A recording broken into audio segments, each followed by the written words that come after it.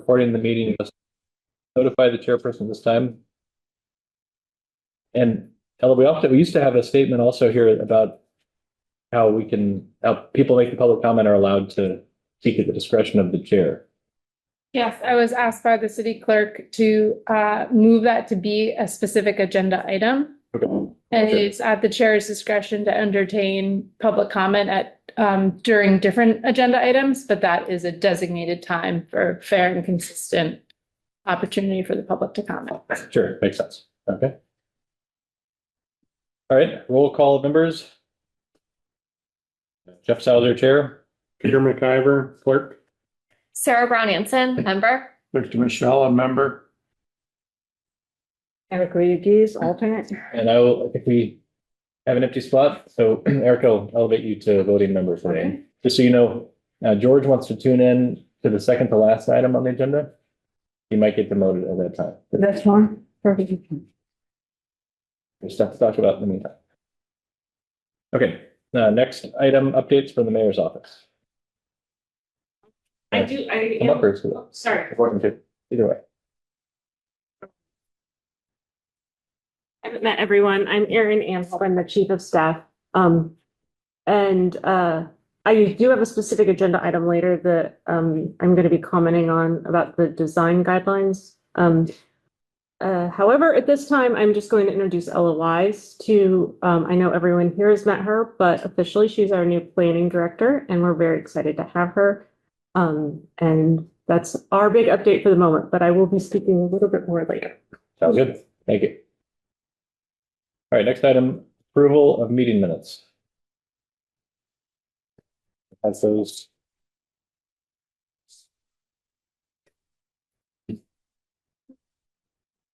I will make a motion to accept as presented. Okay. Any discussion? Any edits anyone had? Anything? Okay. All in favor of approving the minutes as presented? Right. All right, next item, approval not required plan endorsement for lots 2277 Silver Street. This is tax map 13 lot 7 submitted by Mark Penfield. We did this? What did we do when we We split? did something to the site. What did we do before? We The met. site planner? They came before us for a site plan review for a multifamily home. Yeah, Ella, have you spoken with them at all? Or- No, I haven't, to be honest. This was all kind of booked before me. All right. Pull up the drawing.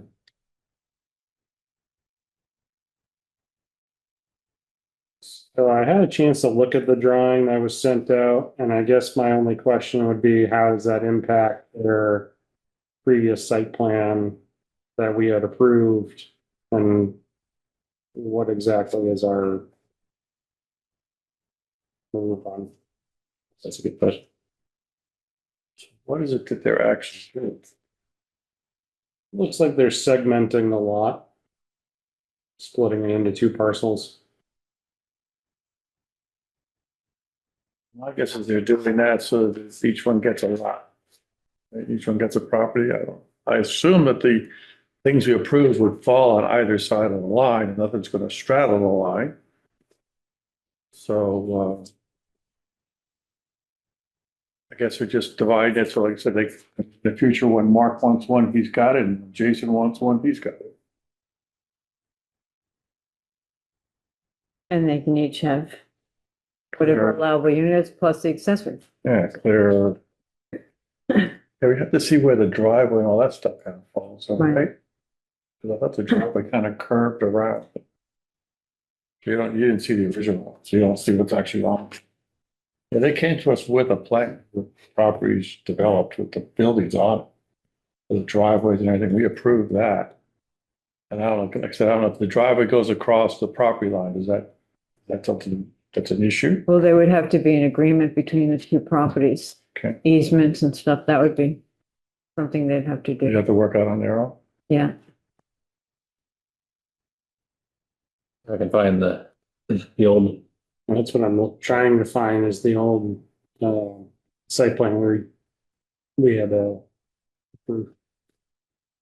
I think the question would be if the site plan approval still is valid, given that this would be creating two new lots and that site plan was for the existing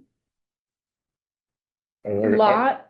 But the A and R itself, there's not really a question before us. It does meet the state requirements for an A So if and we R. were to approve this, then they would have to, would that somehow negate their site plan and someone would inform that their Yeah, site this plan would was approved supersede is it. no longer valid? I'm unclear about that, to be honest.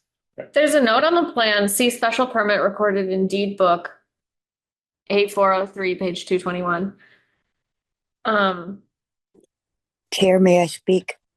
I remember the meeting. Okay, Stephanie? So it's one parcel that will be split between two brothers who both share that parcel, like heir to that parcel. So when they came in and made that design, they had the agreement between each other, like 3 over there, 3 over here, yours, mine, kind of thing. So, and they were aware of the water issues over there as well. So just wanted to kind of refresh your memory a little bit. Thanks. Thank you. That does sound familiar. And so, Kelly, you're saying that they can do the A&R regardless, but maybe when they come forward for their building permit, then it gets evaluated against the site plan, and we can then confirm what Stephanie's saying, that this line is in a place that makes sense, and where they have to come back and do another site plan if that's materially changed. That's my understanding. Okay. And they'll have to respect now the setbacks of each of these individual lots, whatever they're doing. They've changed. Yes. They've got all new setbacks. Okay. Now, each lot has their own side yard setback, and so Yeah. they're actually reducing the amount of usable land basically by doing this. Well, that's Hopefully they're aware of that. there. We'll see. So just to add some clarity to that, I found the special permit form that we would have signed. It says the applicant shall submit an approval not required plan to the planning board. This gave them 30 days, but it looks as though this A&R is actually a condition that we set as part of the special permit. Thank you. Yes. Good. Shouldn't seem so confused when we're looking at it then. Okay. So I'll make a motion to endorse the ANR presented to us. Second. Any further discussion? All in favor?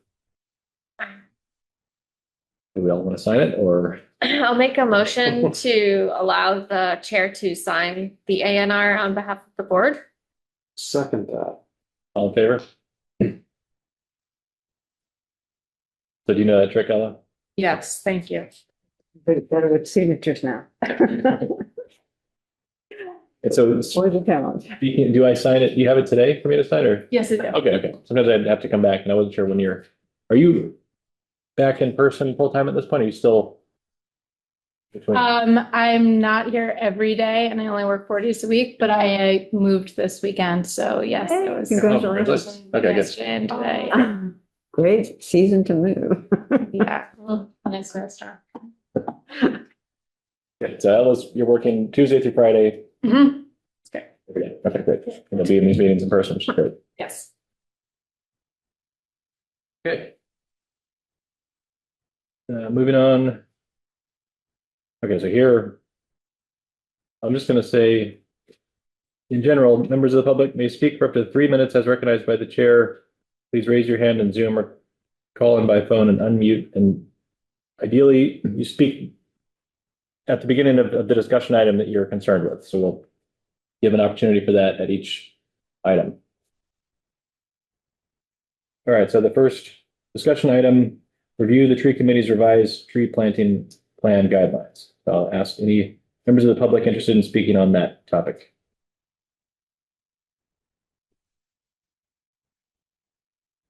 Okay. Let's get on speed. I didn't see those in this packet. I don't have any Okay, update regarding that. I think we might have just said we're going to talk about this at the next meeting as well, and I might have volunteered to update my summary, but I forgot about Okay. that. I'm sorry. Should we? We did ask them to include spacing and Okay.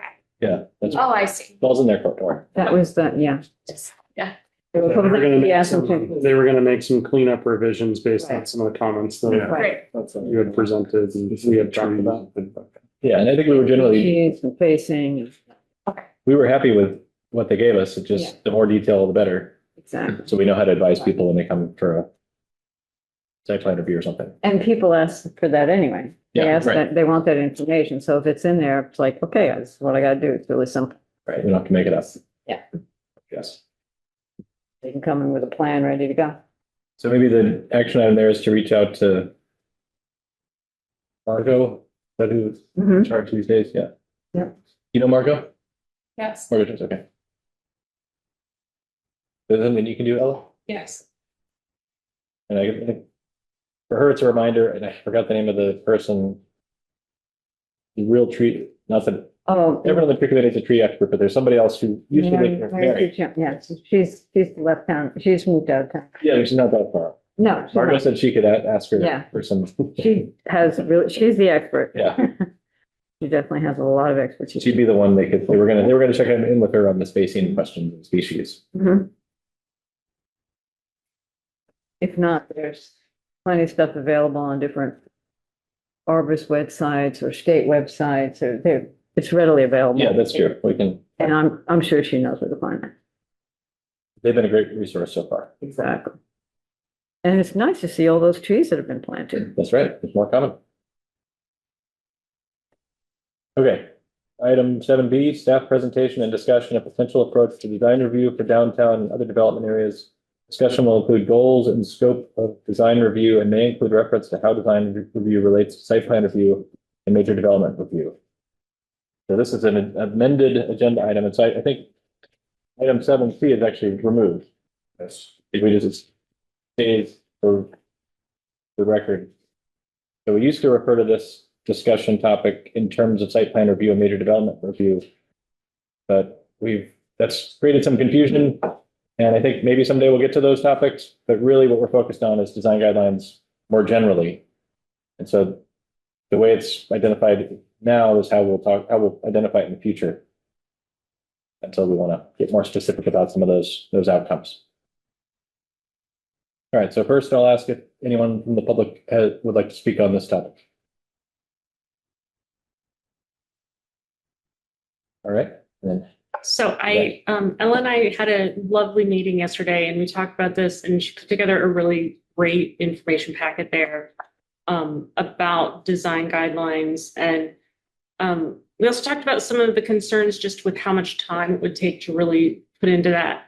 And the mayor and I talked about it last night as well. And I would suggest and ask that you consider tabling this for a few months to let Ella have some time to settle into the job, perhaps revisit it in the summer, because it's a huge job. And obviously, Eric left very big shoes to fill, but it's a lot of work. So that would be what the mayor's office and I would suggest. And that is all the big commentary we have on it.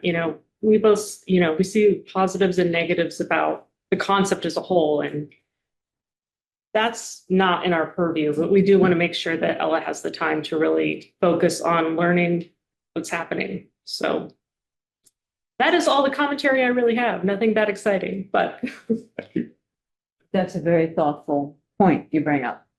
We want to ease you into this. yeah, I think we were just starting into this when Eric left, and yeah. we need to adapt the process to what Ella's able to do and interested in doing. So is there, I think certainly in terms of putting together a design guidelines document can be a gigantic task.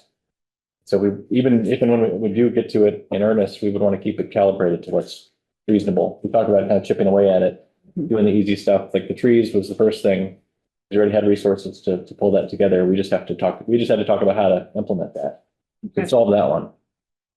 I think we want to be able to talk about this at least, right? I really didn't envision Ella being involved that much until we got to where it was formally something we were looking to put together. I thought the committee was going to sit down and review all those different documents we've got, put together categories based on those documents that we felt fit for our town without your involvement. Right. Because we're not looking for you until it's ready to be presented, and then you have to look at it from your eye and say, no, you can't do this, or this is really good. That's what I thought. So I didn't think Ella was going to be involved in this really at all until we got to the point of having something that we wanted to formalize.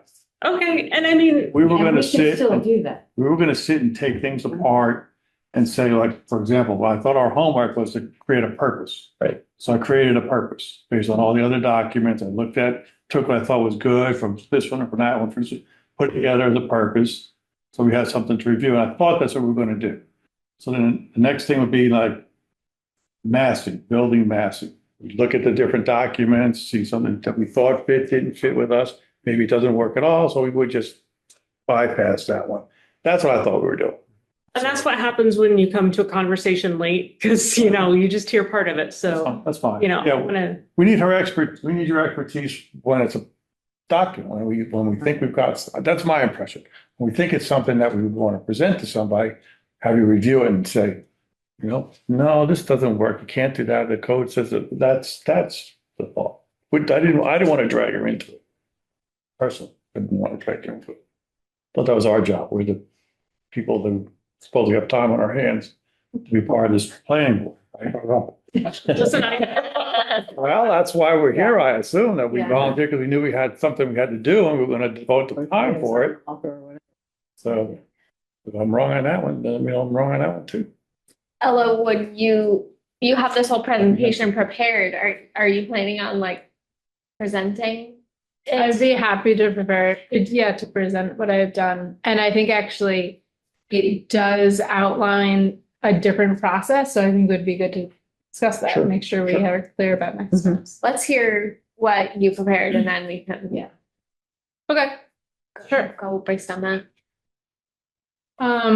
So folks in the audience, hopefully you have access to this. I'm not presenting the slides digitally, but the slides are available online on the planning board webpage under the packet. I do have them if you want to share screen, but that's up to you. Okay. Oh, I really enjoyed how how we weren't all staring at a screen because was so rare in my previous job. So do you have a preference? I could not care any less. This is. Okay. Yes. Is Whatever It's you- not very visual, to be Yeah, no, it's honest, so it's mostly just notes. So I think for this purpose, it's okay not to share it on Zoom, but thank you. and for our public, as we're reading through that, they'll get the same thing we're looking at. Yeah. Yes. Yeah, and it is available. Yeah, because there are no images, just Right. for the public at large. This is just text. Okay, so this was based on what I had gathered from the last meeting, so we'll try to be really clear about next steps this time. To talk about how I think we could work together, or one model for working together on the roles and responsibilities of board chair and staff and the public, and then model those potential roles through this discussion. And then what's design review, and I know you've looked at some models, but I'm not sure what the discussion has been for like providing a framework for design review, and then discussion next steps. So in terms of roles and responsibilities, the model that I'm familiar with, but I look forward to learning what has worked here, is that the planning board reviews draft materials, provides direction and feedback, leads community engagement, which is hugely valuable and a lot of work, and leads drafting on specific projects. And then the chair leads and facilitates the meetings and meets with the planning director prior to the meetings to prepare and kind of review first draft materials. Then the planning director, staff can perform research, do the legwork of drafting materials, make recommendations, and then pose questions for the board's deliberation and guidance. And then the public provides comment and insight on development proposals, inspires and provides vision for long-term planning efforts, kind of provides the direction that we should all be heading, and provides oversight, importantly. So what is design review at a high level? This I borrowed heavily from the American Planning Association, which is our industry's professional group. Yeah. They have this book, or it's a guidebook kind of for design review. So I borrowed heavily from that. And this is a quote: "The evaluation of the design of a proposed development or building by one or more qualified reviewers, applying legislatively adopted design standards and guidelines, considering comments by the affected public." There's a few different kinds. It can be objective standards or qualitative guidelines. And the design review can be performed by staff. It can be performed only by volunteer boards like you all, or some kind of hybrid of both. We define the thresholds of who does what. And so I wanted, especially given the conversation and the agenda items around major development review and site plan review, wanted to be clear that what it's not and how it might relate to those things, including the use tables and dimensional regulations. So it's not a process to limit development or to influence the use, height, or density of development. Those things are regulated by the use tables and the dimensional regulations. The purpose is to ensure projects take into consideration the surroundings, enhance the adjacent public realm, and reflect public comment on design elements. Question for you. Please. Use the word qualified. What do you mean by qualified? One or more qualified reviewers. Oh, yeah. So this was a direct quote. So that I think they did talk about in the guidebook that oftentimes there might be a specific design review committee of professionals, like architects in their day jobs, or contractors or developers. Urban designers, Urban designers. Yeah. I think that can be interpreted in different ways. And experience on the board might meet those qualifications. Okay. So I'm just curious because, again, my assumption is it's the board doing reviews on design based on the design reviews. Are we thinking of starting a different design review committee? Some cities have them. Yeah. Yeah, some cities too. But is that, I didn't know that was our. I don't think we've decided, and I think, so just in general, we were working on this with Eric and it was a little ad hoc. It was. It's just- Ellen has a more, this is, I would say is more of a professional approach to the process. So, but that said, we need to calibrate how much we ask of Ellen at what times. So I think it makes sense to get her take on how these things could work. If it adds additional options for us to consider, that's good. I don't think we'd close the book on any Oh, particular we did. approach at this point. Yeah. Trying to keep my head straight. We hadn't proposed adding a new body necessarily, but we had heard that that's something that other cities in the region do. You were on that, Amherst, right? And some design review boards, like I was very involved with Western Mass AIA, and we would get all the time requests for members. We need an architect for this committee, or we need a designer for this committee, et cetera. That board specifically required at least one person on their design review board be a design professional. It also might. But same with the historic commission. They asked for somebody who's a preservationist or an architect or somebody who's works in that realm to have that quote unquote qualified expertise. And it might depend on what the rules are. So for the tree guidelines, I'm not sure we need an arborist in the group because we have Right, we've arborists got telling that us now, what the yeah. guidelines are. So it kind of depends on what shape things take and Mhm. what level of expertise is needed to interpret them, or do they explain themselves? Okay, it is also not an impact analysis. And so this is a nuanced point, but the purpose of design review is to improve aesthetics and the experience of the public realm. Public realm is kind of a wonky term for the sidewalk and parks and driving or biking down the public right of way, and how buildings interact with that public right of way and your experience really of a city. The purpose of impact mitigation is to reduce the potential of a negative impact to an acceptable level. So they relate because design improvements can mitigate impacts, but you can have design review without any impact analysis. And you could have impact analysis without any design review.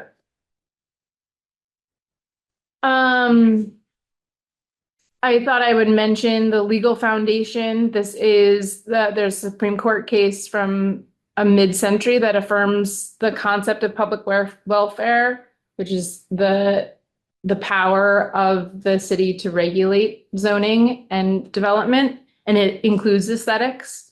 So there is a legal foundation, and courts generally uphold design review ordinances that, and I wanted to include this, relate to adopted policies and goals such as those in the master plan, that this guidebook from the EPA really noted that, and are limited to physical features of a project, not the use.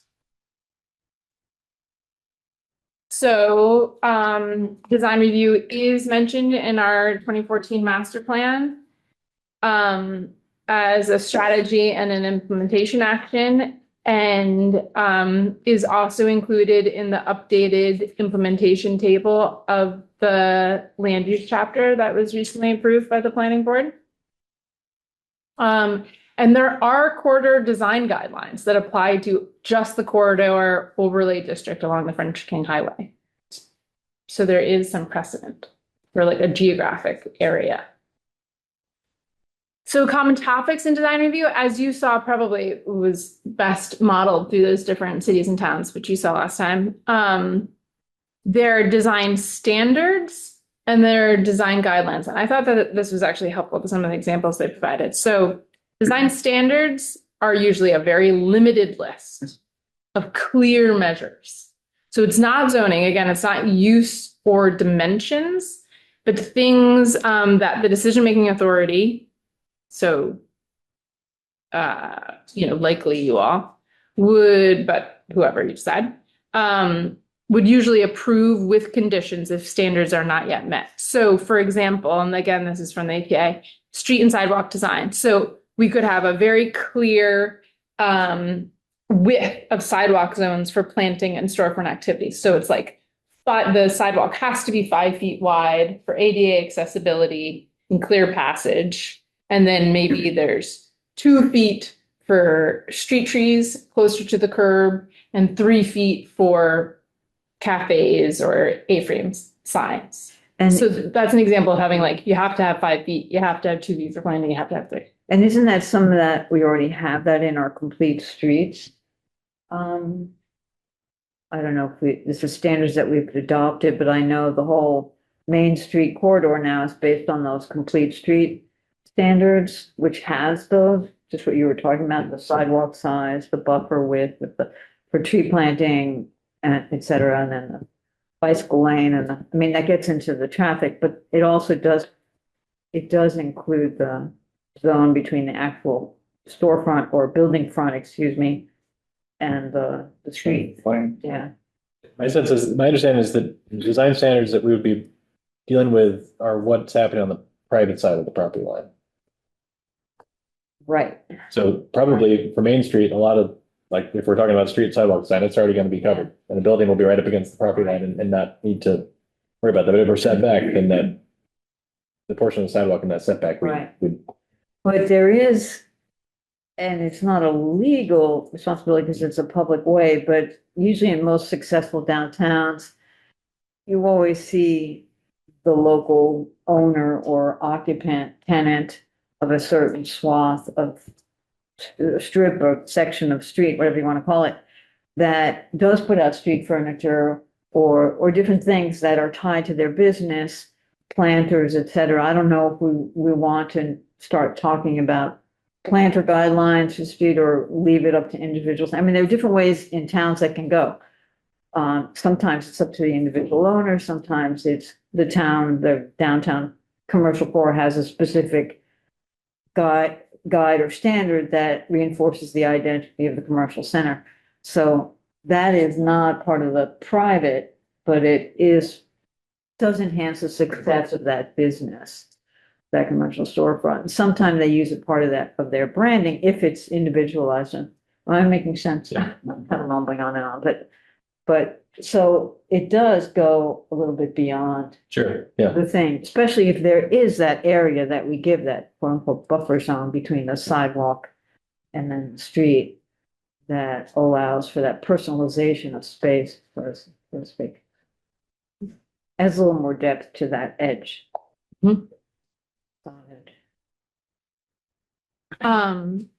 Other objective measures like location of parking, which we do have, the parking can't be in the front yard.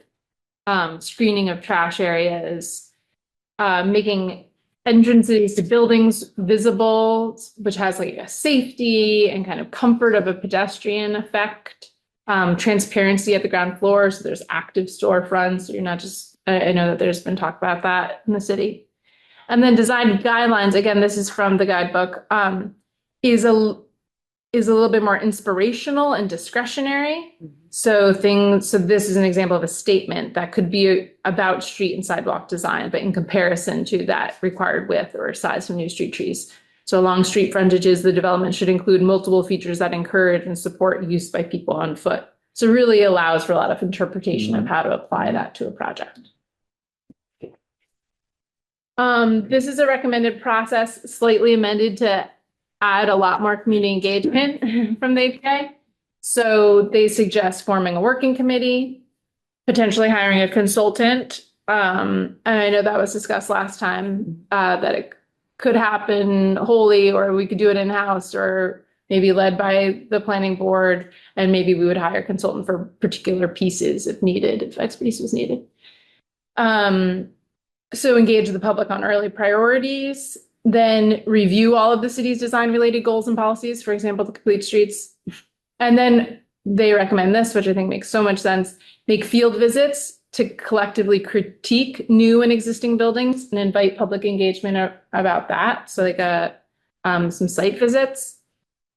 And then group those observations into topical categories to draft a brief statement of intent for each. And I know that it can be really helpful to be really specific in these kind of design guidelines and to like bring out a measuring tape. Like what works about these beautiful old buildings? What about the ratios work? What about how they relate to the sidewalk works? What about how big their door is compared to how big their height is works and makes it an inviting place?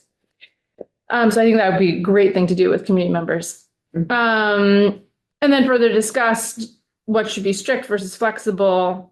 And then you start drafting, and of course invite public review, and then refine. So given all that, just wanted to reiterate what I understood to be the discussion questions. What are the goals for the new design guidelines? And I think it might be helpful to revisit what originally motivated the addition of the guidelines to the planning board agenda. And given limited staff capacity, would an incremental approach achieve desired outcomes, or how should we proceed? And then are there other planning board priorities? So given limited staff and limited planning board resources, are there other planning efforts that the planning board should consider, or is this the priority? So things like the very recent housing plan zoning recommendations related to housing production. I could focus more on that, and the board could focus more on that, or downtown development recommendations back from the 2014 master plan, or there are recommendations related to zoning from the 2021 open space and recreation plan that I don't think we've gotten to. I've also heard of a couple of comments from the public since I've been here about improving transparency and community engagement with the planning board. And I've tried to make a few tactical improvements, like having a link to the packet and having that be digitized. But I think we could be much more creative about not just digitization, but it is very hard. As a working mother, it would be very hard for me to attend these if it wasn't part of my job. So that could be something else that we prioritize. With that, I open up. Thank you. Thanks for putting this together. This is great.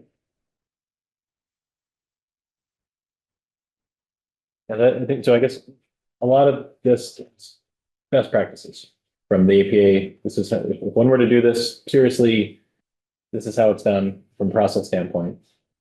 Which I think is helpful. It's not that far off from what we've been talking about, I don't think, in terms of how we're gonna proceed, but it's nice to have just all right, this is, lay it all out.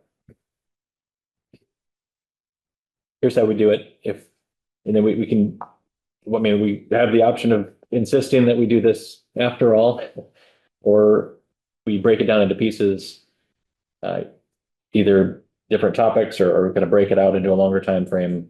But to me, this seems like the right general approach, the right definition of what the terms are, what the components are. I mean, did anyone have any questions or issues with how we distinguish between standards and guidelines? That makes sense to me. Yeah, and I think just like the tone of our earlier discussions, I think we were talking more about guidelines than standards. Yeah. If I'm remembering correctly. I think in general, that's true. Like the tree guidelines they're a bit like standards too. Just because they're specific. But I guess we would be implementing them like guidelines.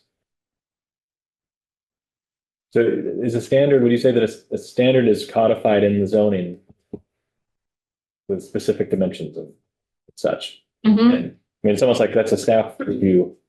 There's not a whole lot of discretion, there's not a whole lot of subjectivity. It's just, it is or it isn't 40 feet. Right, exactly. Whereas the guidelines is more, this is our intent, this is what we want to try to accomplish, but you have flexibility to get there. You just have to convince us that you did it, that you achieved the vision. Yeah, I don't think we intended to say you gotta use red brick. You know, Right. we better say that whatever you're gonna build needs to complement existing. You know, whatever you're gonna use the style, we don't like the TD Bank building doesn't complement the rest of the street. So the intent was to try to avoid that. We also had the issue about the transparent glass. We have the issue now with the dispensary that wants to put itself on Main Street with black windows. We really didn't want that, but there's nothing that says you can't do that. So there was lots of things like that, signage on the buildings, you know, just trying to get some, the idea was to try and create a look to downtown and have people understand there's a look. Yes, it's an ancient look, it's 1930s, but it's our downtown. It doesn't mean it can't be vibrant, doesn't mean it can't be attractive, doesn't mean it can't be a place people want to go to. Right now, I don't think people want to go there. It doesn't look that way. It looks like a 1930s downtown that's out of business. You know, and so people don't really want to come. So we got to try and make it look. The idea is when someone new comes in, we want to make it a new building that kind of fits the old buildings, but also brings some more life into maybe some more pedestrian access, some more open areas for those people, trees, you know, offsets for, you know, furniture. And that was I thought the idea was originally, because we had two or three things that came in. We had the mixed use issue, which also the new building that's being put up with the housing on 3 floors and then the empty lobby on the first floor. Yeah. We really didn't want that. We didn't No. want an empty lobby on the first floor, but we lost 3 commercial spaces. Yeah. You know, and that was something we wanted That's so unfortunate. this is what we want to do. We want to have it this kind of way. That's what I thought. But yeah, so I think the answer to the first question, what motivated this was we were getting a lot of projects brought forward and we had very little power over what, Right. all we could talk about was whether or not like the parking egress was adequate, which we don't even know about it. They don't even have parking in some cases. But there were fundamental urban design concerns that we didn't have the authority to even comment on, really. We could just complain about it. So knowing that Main Street is being redone, knowing that there's other projects in the pipeline, we'd like to be able to get ahead of some of that so that we can, it was also very reactionary. Like, here's the finished plan with the architects showing us all their drawings. I mean, we don't want to, No windows in the building. Right. we don't want to be the ones that, and they tell us how their funding is going to expire in 25 days. And like, we really want to, I felt like we had our backs against the wall a little bit. Like, are we going to be the bad guys for some design principle where ideally there's a guideline of some sort that they receive at the beginning of the process, and they can just take that into account, and then we get something, we're more likely to get something at the end of the process that we're actually happy with. So that could, and that doesn't have to be a super detailed document necessarily. We can find a way to do that in a lighter way, but Yeah. we felt like we didn't really have any power. The design, the rules, and for example, the site plan review are focused on suburban retail buildings or an industrial building, the sorts of things that had been built in the past, but not the sort of things that are going to have a big impact in the future, especially downtown.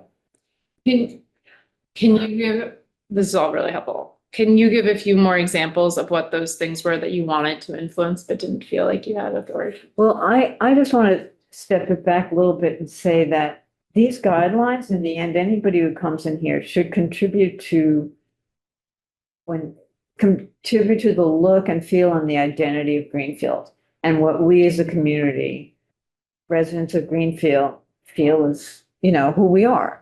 That whatever goes into downtown reflects that and expresses our values as a community. So there's that. And at the same time, you also have, we want anybody coming in doing something, we want their project and their business or whatever they have to be successful. But we also want pedestrians walking down the street to feel safe. And we all know boarded up buildings are not you don't feel safe walking by them at night. You feel much safer when you think you have the sense either there's lighting coming out of the building for a display, or there are windows that you feel like there's somebody there, that you're not alone walking down your commercial street. So there are a lot of qualitative things that are very subtle that you can't just say, okay, you got to do X, Y, Z, and you get that result. But we have to think about it, and we have to foster that conversation. And people who come in and develop projects who are from out of town, they need to know, no, this is what we're about. This is what we look for, that you enhance that. And that will make your project successful or your business successful. And, it's a win-win for everybody. And these are the kind of conversations we always had in Amherst. And I think their design guidelines were developed by UMass, by the LARP. At the time, they were really old. They were very basic. It was mostly about signage. But anyway, those were the conversations that, you're on a corner parcel. This is a gateway. Think about that. And people would come back and change their things based on our recommendations. They actually dramatically changed their designs in some instances. So anyway, I think there's a lot of touchy-feely stuff that you can't write in black and white, but we have to get out there. And I think we also want the community as a whole to say, yeah, this is what we want So just in that process. $20. Got a member from the public, Stephanie, if you can comment on this topic at this time, if you'd like. Thank you for letting me speak, Stephanie Duclos. I just had a procedural clarifying question because Ella had said something along the lines of what the planning board reviews, that is it specific to like the building, the topography of the area, the waterways, all of the conservation stuff? That's within your purview? But it seemed to me that she said that a use in conjunction with the site plan approval might be not your purview.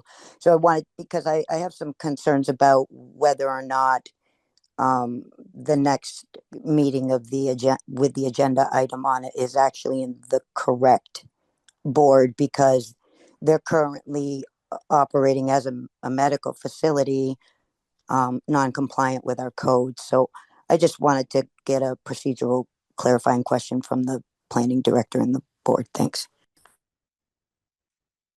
Sure. So my comment, I believe, was about that design review is not related to use. Use is regulated by the use tables in the zoning code.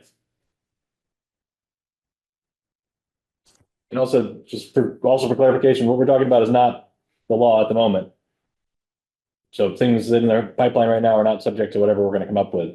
And there'll be opportunities for public engagement and other things too. We're just getting started on framing this out. So in the meantime, the way the system is set up still governs. So I'm sorry, maybe I'm still confused. So the use of a site is in your purview, or is it in the zoning board of appeals? So like if it's a non-conforming use of a site, is that within the planning board's purview, or and then they bring in some sort of legal advice on that, or is that in the zoning board to allow, an appealable, objection, for abutters and property rights protections? I just didn't know which board had the authority because there was a lot of changes last year on in the zoning code. Thanks.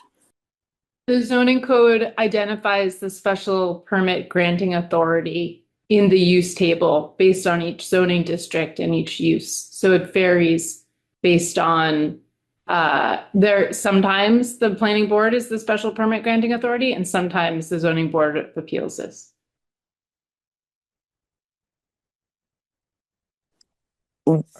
I just want to have one more question. Would it be of your opinion that where would a non-conforming use be addressed?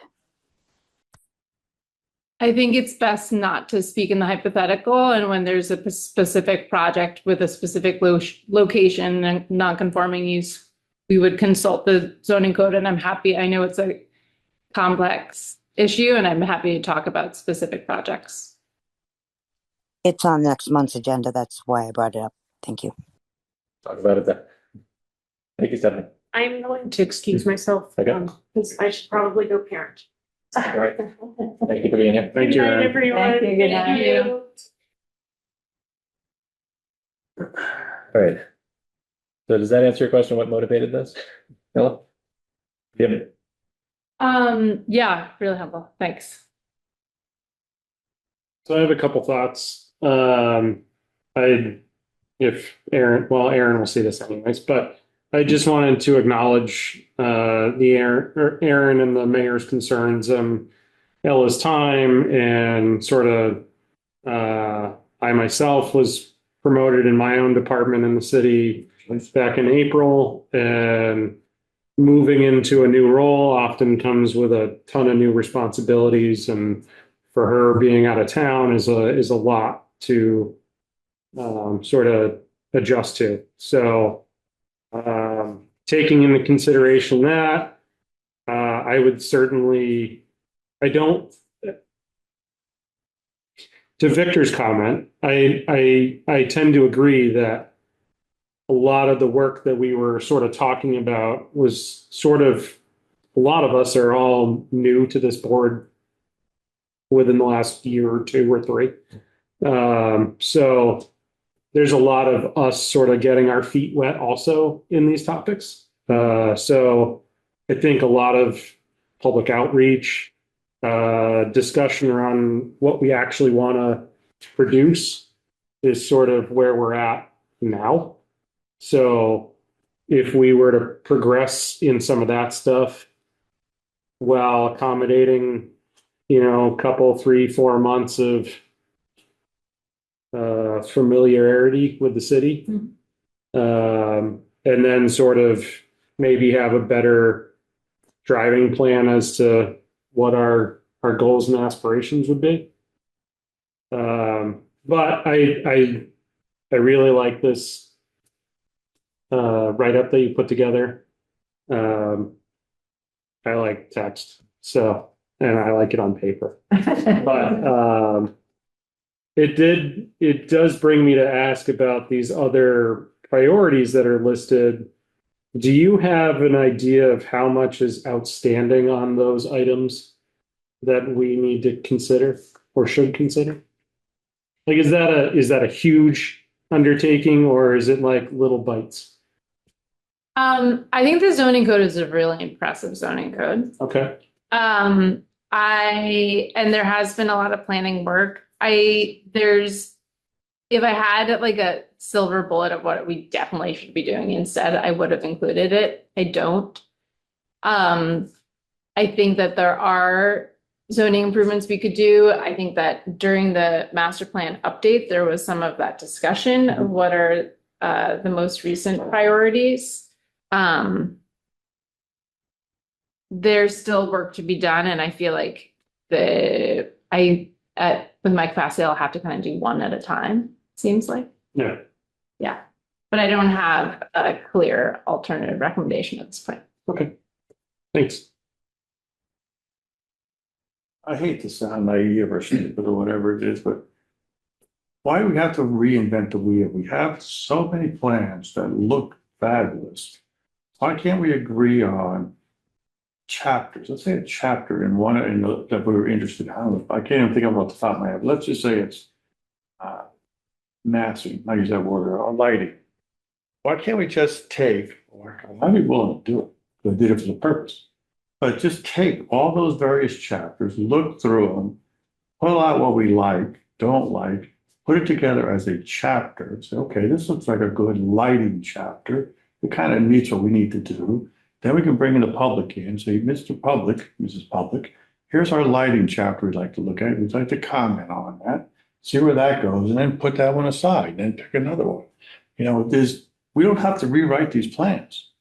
I mean, they're great plans. Some of them are really great plans. And you can just take a whole chapter and plop it and put in Greenfield on it and say, this is what we want.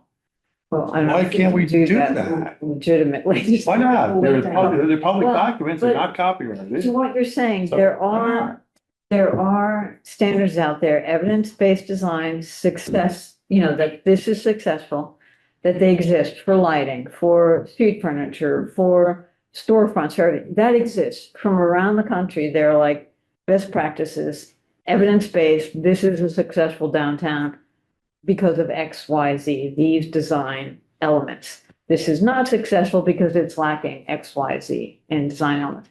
And that stuff, I think we can lift and pull. I mean, I have lots of those examples if you want them.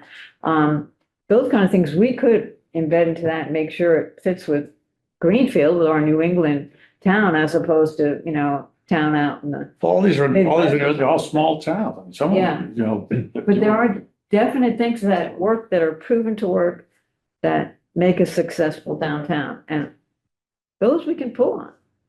They're all over the place. Maybe that's simplistic. You start I don't with know. that. Maybe it takes more thought. I didn't envision that when we first started, because again, I have, the experience I had in the past with my town in New Providence. It wasn't hard to pull these things together from existing information. You mentioned field trips and things like that. I'm not quite sure where that fits into these things, but most of the design guidelines that I saw didn't specify something. Your door needs to be this. It looked at the building, where you were putting the building, and said you need to complement that. If there's setbacks, you need this particular setback. They had some kind of description of lines in front of the building. And they said your building line should match those building lines. You shouldn't have, if it's a floor that's this high, your first floor shouldn't be this high. Mhm. But you and it's pretty simple stuff, straightforward stuff. I think that's what we're trying to get to. So when someone comes in and builds something, they don't put something that doesn't fit. It doesn't fit, But the other issue, which would be nice to address, and I know I mentioned it after this, that the new height limitation for downtown was approved as much higher. It's for the kind of core of Main Street, it's really high, and it turns Main Street to a canyon and ruins it.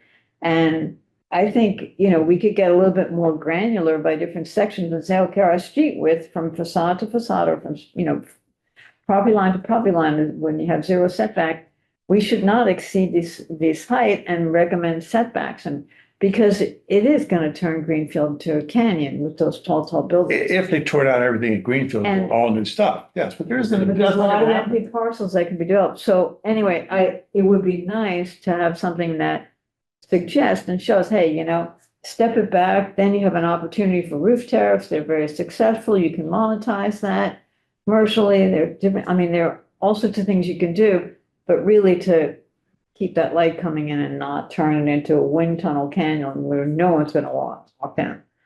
I think That's, I think, But that was, and I know I said that's why we need design guidelines with form-based I know in some that areas. that is your issue. That's my. Your issues. I think some of these are, I think, more complicated than they seem. Like if you started talking, my opinion is if you started talking about setbacks, we would have housing advocates here against that because it reduces density, it makes the cost more. There's a lot of layers to those concerns, but that was what we were trying to get into and start the conversation around. The reason So one thought is we could have like your idea about let's just someone do a lighting one or like get the ball rolling in something simple. The reason the trees was an easy one is because we already have the authority to have to govern trees. We don't need to change the zoning to give ourselves that power. So there's no friction. We can just decide how we're going to go do our job.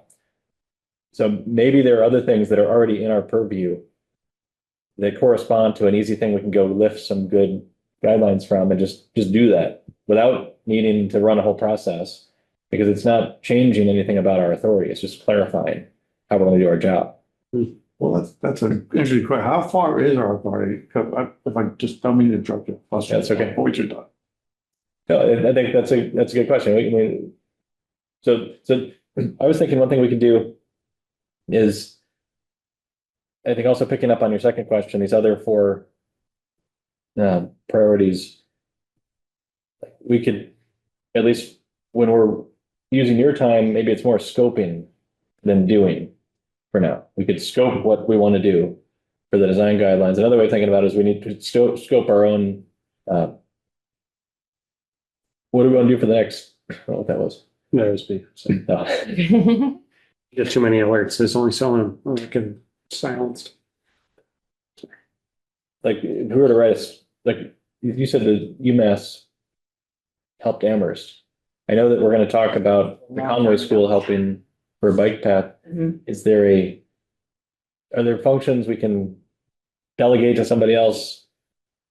Like, would you be able to just keep the process organized and conceptualized, but not necessarily be doing everything? Like what we wrote here is, one option is that staff goes and does all the research, compiles all the options, creates the document. That's a lot of work. Yeah, But helping we all work together, just keep organized on it and kind of chunk up the process into the bite-sized pieces.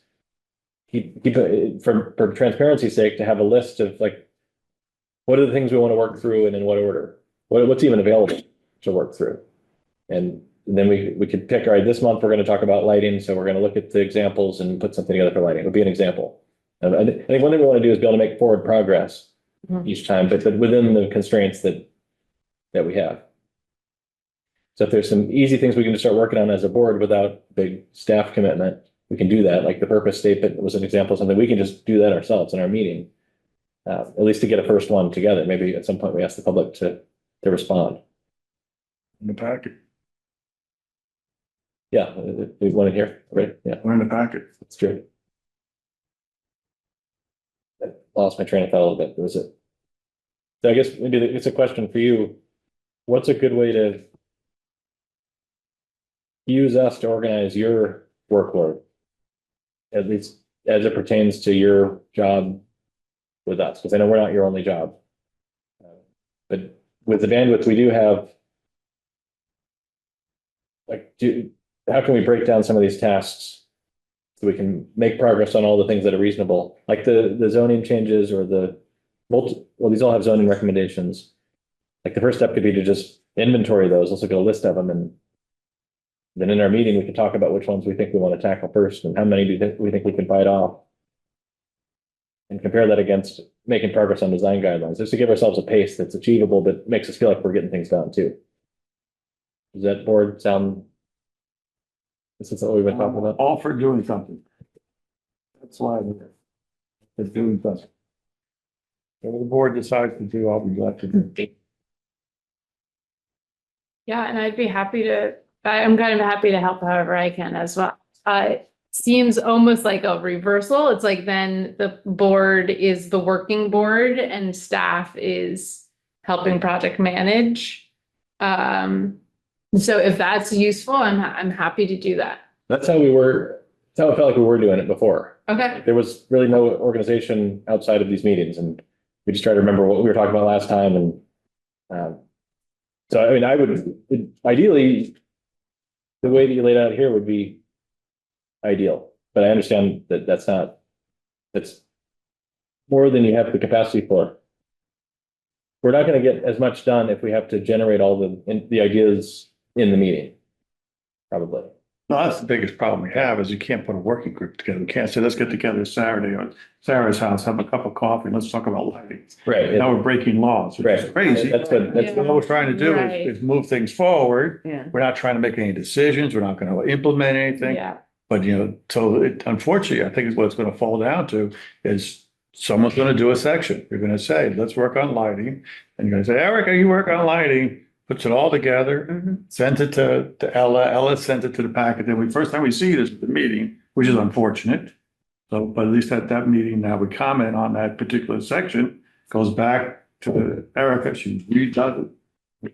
I mean, that's the only way I think. So what if- I think we can, and I will double check this with the city clerk, but I did read up on open meeting law. I think that members can meet and deliberate if it's not a quorum. That's two. Two people. Right. So that's a little bit more helpful. No, it didn't help at all. I got in all kinds of trouble for doing even that, so. Well, It's just, we, I mean, we talked about this last time. What if we did open it up to the public? Every what if- time we How sit does down. it work then? Let's That has say- to be noted. Well, what if there is a public, I know they did this there was a whole public process. We've done public processes in Greenfield before for different things. I haven't been involved in them, so I'm just kind of speaking from what I've heard. But if we did something like that and we had a series of things where we actually deliberated a certain topic, we invited the public and we had our examples and we talked about them, we reviewed them. Public could come, they wanted to or not. But we're not making any decisions, and then we come back and present it and approve it or not. But that way it's open to anybody who wants to come in. The time is advertised.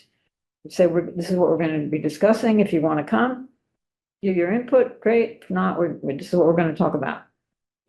Can we do something like that? It's my understanding that you would, if it's a meeting with a quorum of members, then you would need to well, you don't need to notice it. It's not a public hearing, but you would need No to decision. keep minutes, but you're deliberating. Yeah, So it's okay. equivalent to sending an email. Yeah, okay. we decided to have meetings twice a month Right. for this reason. So we don't yet have a way to, we should be doing this rather, I feel like we've talked about how we're going to do this every meeting, but we haven't set up a way to do it yet. Maybe you could help us figure out how we can use our meetings more efficiently. I mean, that doesn't mean you have to go and do 80 hours worth of work and then give it to us, but just, can we work, maybe you and I can work together to just tee up enough for us to then do stuff with in our meeting. Yeah. Great. And I think what I have a hard time with is actually drafting in a group. I do kind of feel like one person puts their head down Yeah, and puts pencil to paper and does They're some not deep part of the thought group. for 2 hours. Yeah, And then I think you can send that draft to the group. to you. To everyone. I sent this to everyone. You just can't respond. It's the materials. I will double check with the I'm city not gonna clerk. do it but- again, believe me. I did a simple thing. I'd like this on the agenda. All I did was say, I'd like this on the agenda. And that was it. That was a violation of open meeting. Right then and there. That's all I did. Okay, No one well, responded to me. No one did anything. So I'm not gonna do it. I'll be glad to send you something that you can put in the packet, that everyone else can get. okay. So that's We fine. have a 2 week, I feel like a 2 week interval is pretty And we can frequent, so that's. post them online so the public can see, this is what we're Yeah. talking about. Absolutely. Give us your input. Absolutely. We're talking about design guidelines, how do you feel about your community, what do you want? But if we hired somebody like Conway School, or let's say they quote unquote volunteered to do that, and they did their process, they don't have to do that in the public, right? No, they don't. It's kind of interesting that But it's not gonna be. somebody, can come and do all the stuff and. Right. I think one problem is it has to take 12 months. Because it has to take a certain number of meetings, and they're gonna have a 1 semester commitment. Yeah, They're gonna go way further than, right. because they have to they have to learn something.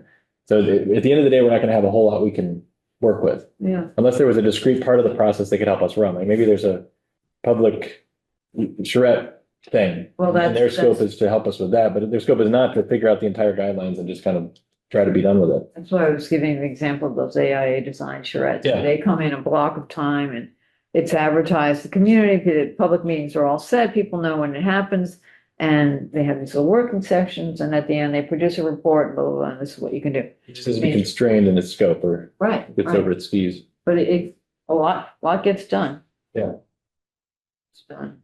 And the public does participate and then we take it from there. So anyway. So, but Just to think about the other planning board priorities, I wonder if either a member of the planning board or Ella could actually list out the zoning recommendations from the 2024 housing plan. Of course, we can, they're written, so we just need to take them out. The zoning recommendations from the 2014 Sustainable Greenfield Master Plan related to downtown development. The zoning recommendation for from the agricultural overlay district. Sorry, from the open space and recreation plan from 2021. I wonder if we could just make a spreadsheet of those that maybe Jeff could have so we could see, and maybe the planning board members could see, when the recommendation was made, what the recommendation is, if any action has been taken on the recommendation. Am I making sense? yeah, absolutely. Why do we have these, we're all new to the planning board, basically, so why do we have all these recommendations floating around and the planning board, is supposed to be implementing them and we don't know, What they are. we don't have any way to track them or. I could try and put that together, but when do we want that for? When would you like to have that for? As long as I can access these, because Yeah. I do not have Public, these. it'll be on the city website. So we just want the list of recommendations and where they stand. So basically. Yeah. The planning board is Sure. being the person in charge of it, yeah. Yeah, either a table or a spreadsheet. Yeah, that's, I mean, table spreadsheet, an Excel sheet. Yeah, that can be easily updated, I guess. Yeah. And then that will help us figure out our priorities, whether we want to act on implementing any of those, or whether we think design guidelines are more of a priority. So it's only these three we're looking at, right? 2024 housing plan, 2014 sustainable greenfield, and then 2021 open space and recreation plan. There's also a 2023 downtown revitalization plan. Okay, we'll add that too. As long as There are more plans than that, but Yeah, I have to admit, I haven't spent a lot of time digging through our website for looking at things, so. So give me an excuse to read all these things. That'd be great. Thanks, Erica. As for when, I don't know, what do people think? Maybe like in a month, would that be enough time, or a month and a half or something? Yeah. What do you think? Let's say I with don't think we did anything else. month and a half. No, it's. I'll see if I can do it sooner. We know how to act on it. Okay, I guess maybe I mean, when, it's kind of, I have to admit, Yeah. my daughter's still having health challenges, so Yeah. that kind of trumps everything. yeah, So, that's why I'm masked. I'm not sick. I just yeah, can't get her sick. yeah. So do you want to just tell like Jeff or Ella when Yeah. you want to I'll put start it on looking the at it agenda? and see. I mean, I can make a spreadsheet. Numbers. Okay. the SJC might be a resource for you as well. SJC, Sustainable Greenfield SGIC. Implementation. oh, SGIC. Yeah, George is on it. George is the liaison between the planning board and the SGIC, and Okay. their charter is to track the implementation of the master plan. Okay, We'll have I don't know if it's an off-topic question I'm allowed to ask her or not, because I think it's about our authorities. Mhm. We had a project that popped up, goes back to the dispensary. And our issue at that particular time was the opaque glass. It was an existing building, they were putting two storefronts in it, both on Main Street, facing Main Street. But we had the authority as the board to say, we'd like to redesign that building and turn it to where this dispensary would then front on the side street. The other store would front on Main Street, that way they could put the glass on the side street. But we've had the ability to say, we don't like this design, we want you to do this, because we don't want glass, dark glass on Main Street. That's something that's in our purview. I think it certainly can be. I'd want to look at the specifics before commenting, and I know that my predecessor was fully aware of the authority of the planning board, so I'd be hesitant to talk off the cuff. Yeah, but I'd appreciate getting your, because that's the kind of thing that we would like to know if we can or can't do, because we don't want to stop, nothing I'm thinking about what, I may want to stop or impede it, but again, what do we want in this town?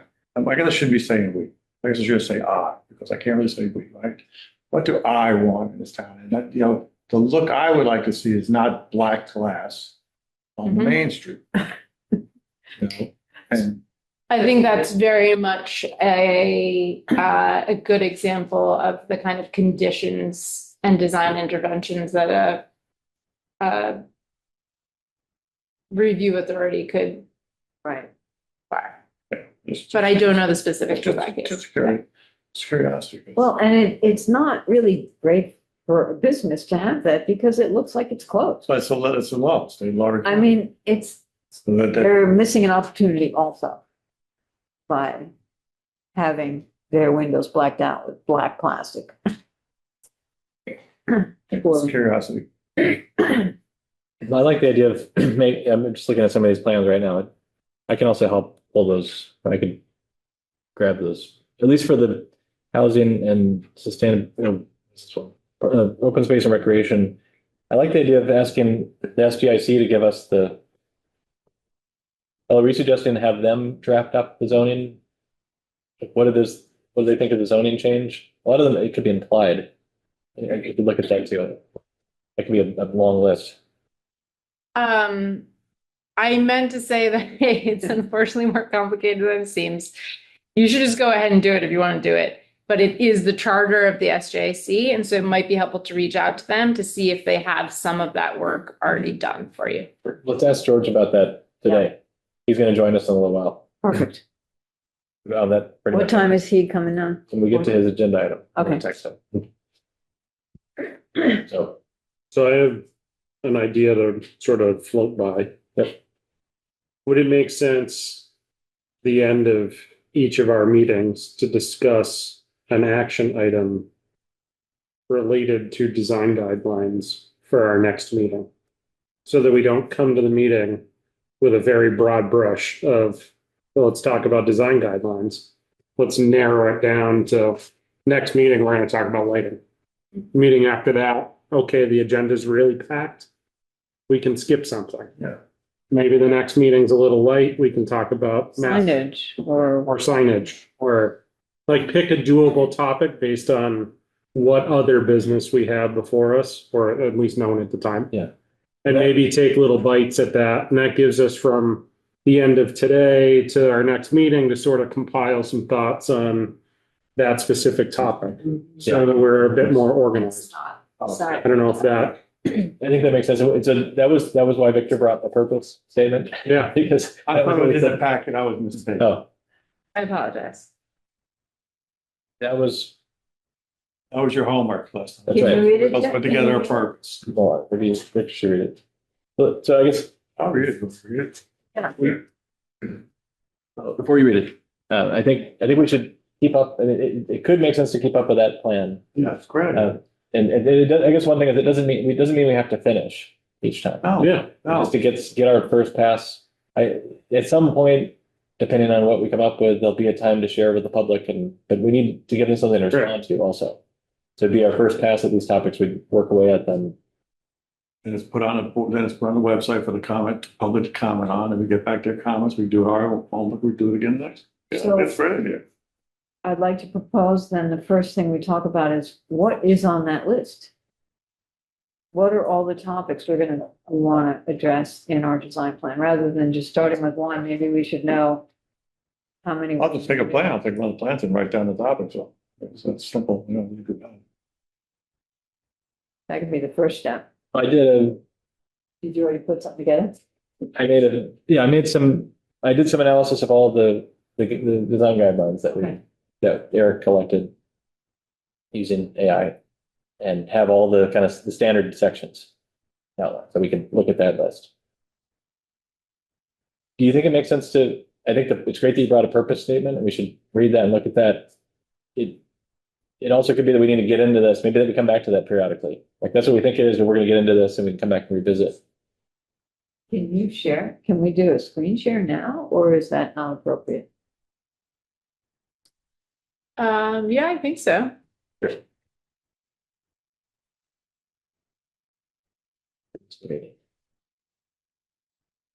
Well, AI. Is it ready for? I just asked Gemini today. Oh, Design guidelines. Good. See what happens. Mhm.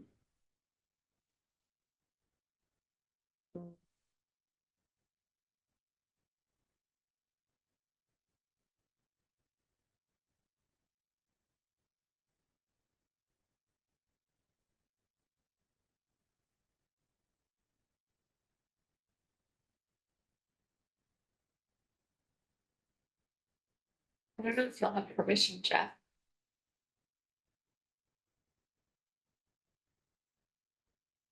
It's letting me. Do we have to like let Jeff into the meeting or Not it. something like that? No. Already in. Then It's in the meeting. I find No, I that- mean, let his computer in. It'll work.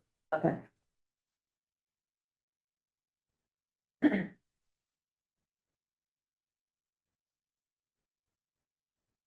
Used to having multiple monitors, so I know I have to.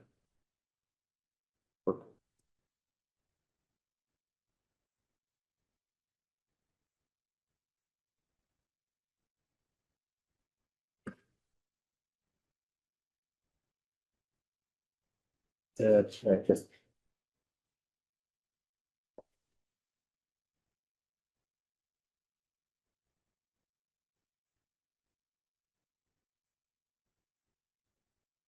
Right, so this is the less detailed one. No, but this is good.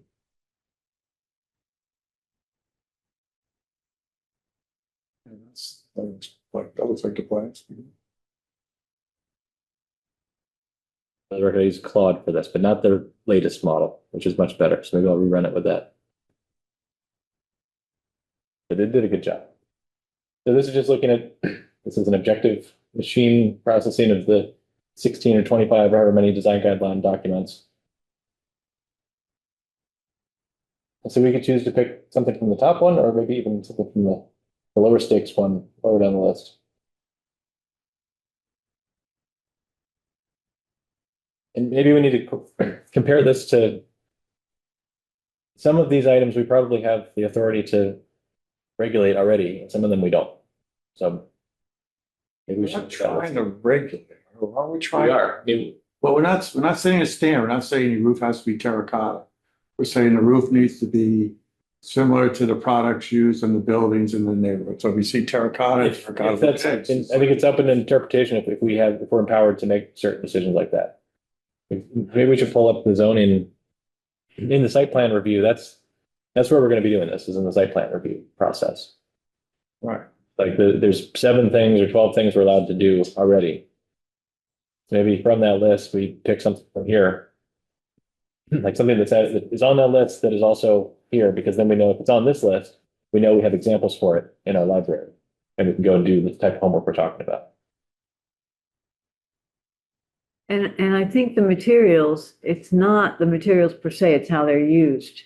Well, it's okay to be the materials as well. Like you can say, again, most ones I saw did not specify a particular material, but they told it needed to be complementary. So in other words, Right. if all the buildings were brick, you weren't allowing someone to put stucco. You know, stucco didn't work because everything was brick.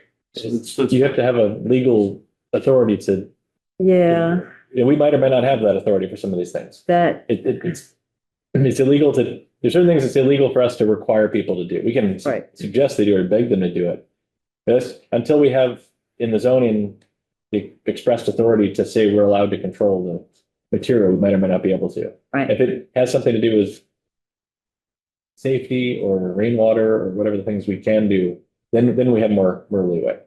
Now that we can give ourselves more power when we come out, like long term, I think we can as we develop design guidelines, also change the zoning to give us the authority to implement them. But that becomes a lot more complicated. We And, can't just kind of whip that up ourselves. and more than the materials, it's really how they're used, but there are a lot of studies out there on how facades are articulated in the street. And especially when you have larger parcels where it's just one developer doing something. If it's just, if they don't, Straight wall, you want one. yeah, if it's just one straight wall, it's horrible. Pick up the different. And it's like, but you have to kind of, our guidelines should really encourage developers, to put the money up front, so to speak. That's the thing, because it costs more to develop an articulated facade. But there are great studies out there about what works and what doesn't and why. And I was looking at them several months ago. I'm going to see if I can pull that out and maybe we can find those and share with everyone. And maybe we can, but that's really what it boils down to. That exact thing is in several of the guidelines, breaking up the. I mean, there are cities around the world where, in Europe in particular, where it's, you gotta use this color, this material. I mean, in Switzerland, there were certain paint colors you just could not use. It had to be this color or that's it. This is America. We can't do that kind of thing in America. I'm not saying that's good or bad, but you can have guidelines that show this works because X, Y, Z, and you just show examples. This doesn't work because of that. You want a successful project, you want people to come, you want people to love your space, you want to get higher rent for your space, you're better off doing this versus that. And there are tons of studies on that. The building has value, you get more rent per square foot, you get more traffic. I mean, there's all sorts of studies on that shows why that works. So that stuff we can pull on. I'll see if I can find that study about facades. I certainly wouldn't advocate for it, but you can definitely regulate colors. Oh, And yeah. things that are Yeah. allowable. Mhm. 'Cause No. I know like Marbleheads, well, there's a lot of old Massachusetts historical areas that are very specific on color tone. Oh, yeah, that's historic district. Right. Do we have that here? Historic buildings. I wouldn't say hot pink is appropriate for Main Street. No, I know, but do we have a historic downtown designation on part? Is there a section of street that has it? I think so. There's a sign up on Main Street. There's definitely a historical overlay. I'm not sure the, Okay, I mean, if yeah. if We if the do, answer it's is on the yes, then National yeah. Historical Registry. What? I said, we do have a designation. It's on the National Historical Registry. But the question is, what's the extent of that? Yeah, really. I mean, when that's the case, yeah, you can then implement that. Here's the list. I think, once the old Wilsons or the Wilsons kind of aluminum cover that went up in the Can't wait for that sixties, to come down. when that comes down, it's gonna change everything. People are gonna see, wow, what a difference it makes to have an old fashioned street facade that's articulated, that's developed, that has windows on the street, that's welcome. People are gonna see it right away and they go, we want more of that. So here's the list. So we need to find, these are the things we're allowed to.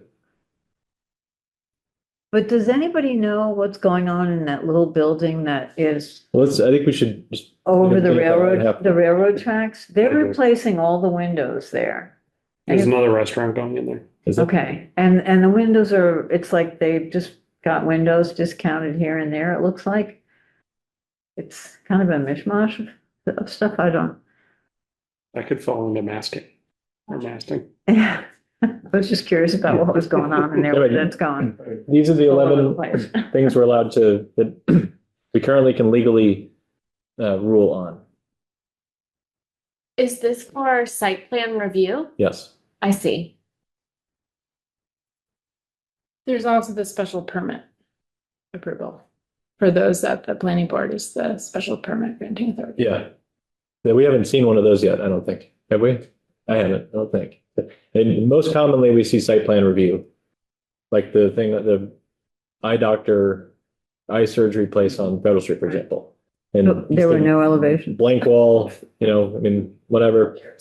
wait, So. Never shows I elevation. read number, not that we could, well, because we can't do anything about the elevation because of these rules. So there's nothing, in my opinion, there's nothing in here that says we can tell people they have to have a window or something like that. Or maybe there is. I read number 9 is saying that. Number 9 says protect historical features and design which does not detract from properties in the area. So if someone wants to put up a stucco building that detracts from the area, that's not historical design.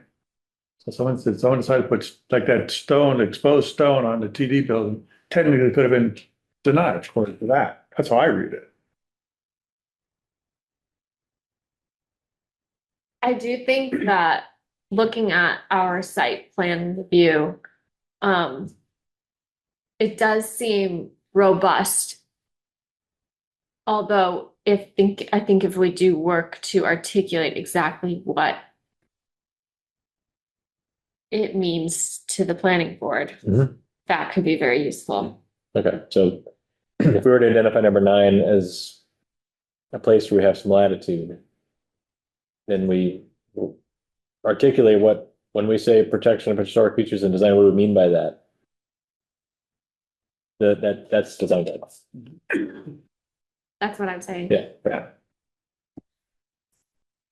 Also, number 4, just thinking back to a very recent site plan review, with the eye doctor. Yeah. We said, okay, you have to have an entrance for pedestrians on the main road and It didn't go across the parking. to maximize the convenience and safety of pedestrian and Yep. vehicular movement. And then, It also opens the door for lighting. yeah, and then in terms of landscaping, I would say there's a lot. Number 1, number 3, trees, I think definitely falls under Yes, that. we asked for the extra trees as well. That was what we referenced. In our Yeah. reviewed it. And then 4 to some extent, also covers landscaping. Maybe not shade trees as much. Sorry, did I say 4? I meant 7. But anyway, it's good to reflect on these, I think. Yes, absolutely. Well, you guys, I think, found more space in this than I was seeing, so that's good. Into Yeah, there's definitely room to articulate. And then even just having examples. This is great, this is not great. I mean, a picture's worth 1,000 words. Absolutely. And you show people a picture and they write, okay, I get it now. I mean, sometimes they'll copy exactly what you show them, so it's good to have several pictures. But it's the pictures really are huge. So which of these would we say, and I should put these on the same screen at the same time and figure that out. Which of these are we allowed to deal with? Or maybe which are we not allowed to deal with? Definitely screening, definitely pedestrian amenities. Definitely parking and circulation and landscaping. Signage. I don't see why we can't do anything on it.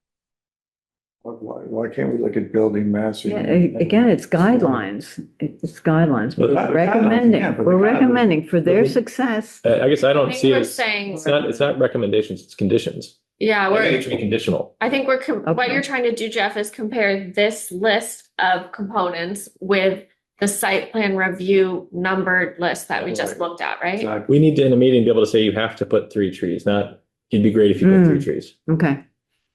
Yeah, now we So can do. then, so I think at a certain point, you need to have legal defensibility because Yeah. someone's gonna say, well, screw you. Yeah, I'm not I paying don't for read it that trees. way, and then, Are you gonna pay for my trees? I'll put them in. I mean, trees, I think is pretty easy. Yeah. It shows up a bunch of times, but there's other things, like if we tried to get into, Yeah, roof Like- forms would be questionable. well, you can make the argument that there's a certain prevailing roof Right. form that is just, I think some of these are a stretch, some of them are less of a stretch.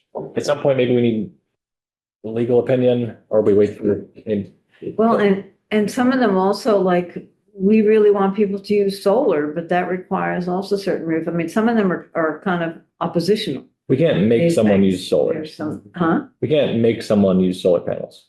No, but there is The in building code does a sustainability, very good job. at the that at this sustainability point. things that we have, we really encourage solar. At least on our public buildings. But that's not, I guess, I'm trying to be really specific about the things we can condition approval on. Well, we can definitely do signage. And how do we do, I don't see, how do we, where does it give us the basis to do signage? No, it doesn't. Don't we have sign, in the zoning? Sign. There is a sign. Signage. Signage is covered in the zoning. But that's ordinance, more which I for think like- Would tie into compliance with parking, loading, dimensional performance standards. Right. But it's At this signage on a parcel, you know, on the outskirts of downtown is different than signage on a storefront or a building section and is on a zero lot line street. So, Yeah, well, what should we, like, right, I'll give a great example, the police department sign on Main Street that they put that little thing. That thing is huge. And I mean, for me, my reaction when I saw that was like, oh my gosh, do we really need that much police presence in Greenfield? What kind of message does it send? The lettering was nice, all of that was nice, it was just too big. well, it's, if it is compliant with zoning, then it's Mark Snow's issue. I don't think there was a compliance thing. There is for all signs. So but that sign was based on that on compliance? I don't know that specific sign, but I have already reviewed signs for the compliance with the sign code. Okay, There's no design review. Right. There's whether yes or no, do you comply with this sign code, which is about how far it is from the public right of way, Mhm. how big is the sign, basically. So, but that doesn't relate to the conditions Mhm. of a site plan approval. And so my understanding is what we're looking at, this exercise is looking at within the scope of our regulatory authority 1 through 11. Could you add conditions to site plan review? I think we can qualify by zone. We'll do it a little more fine tuning on the signage, which is more. But that's a broad zoning brush. change. It's more broad, our signage bylaws. I mean, the dimensions of those, it's like just across the board, here it is. Whereas I think maybe we add a subclause to that for our downtown Main Street. But that sounds like a zoning change. Well, maybe that's what we need. So that would be a different process, I guess. I think the exercise we're trying to do is looking at what we can do from this list. Right, okay, I know. That I'm just trying to is find a way to- already falls under the numbers 1 through 11. Yeah. Maybe another way of asking, what's the easiest 2 or 3? That matter too. But I don't see why we can't have signage guidelines for downtown. Just include them. We can have them, but we can't enforce them.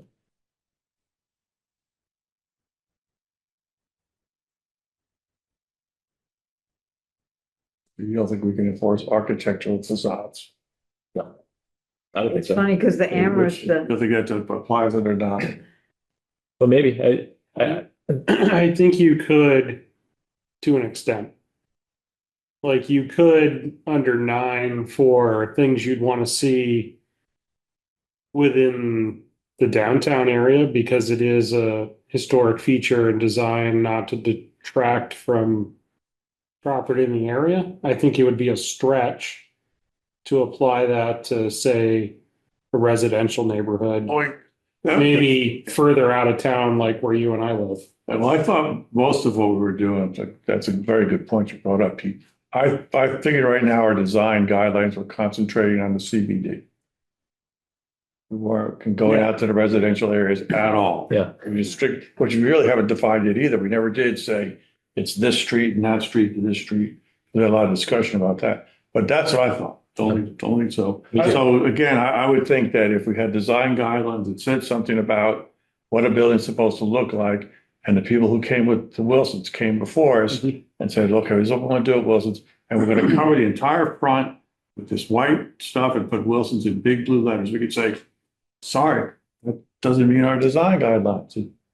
our design guidelines are this, and it does detract from the building next to it. So I we think you could've- could look at architectural features under 9 without getting yourself into trouble, and I tend to agree with the signage part in limited part, that you could apply 11 to say, like the signage in the zoning ordinance allows for a certain percentage of your square, I forget exactly how it's worded. It's your square footage and it's a percentage of that not to exceed a certain square foot.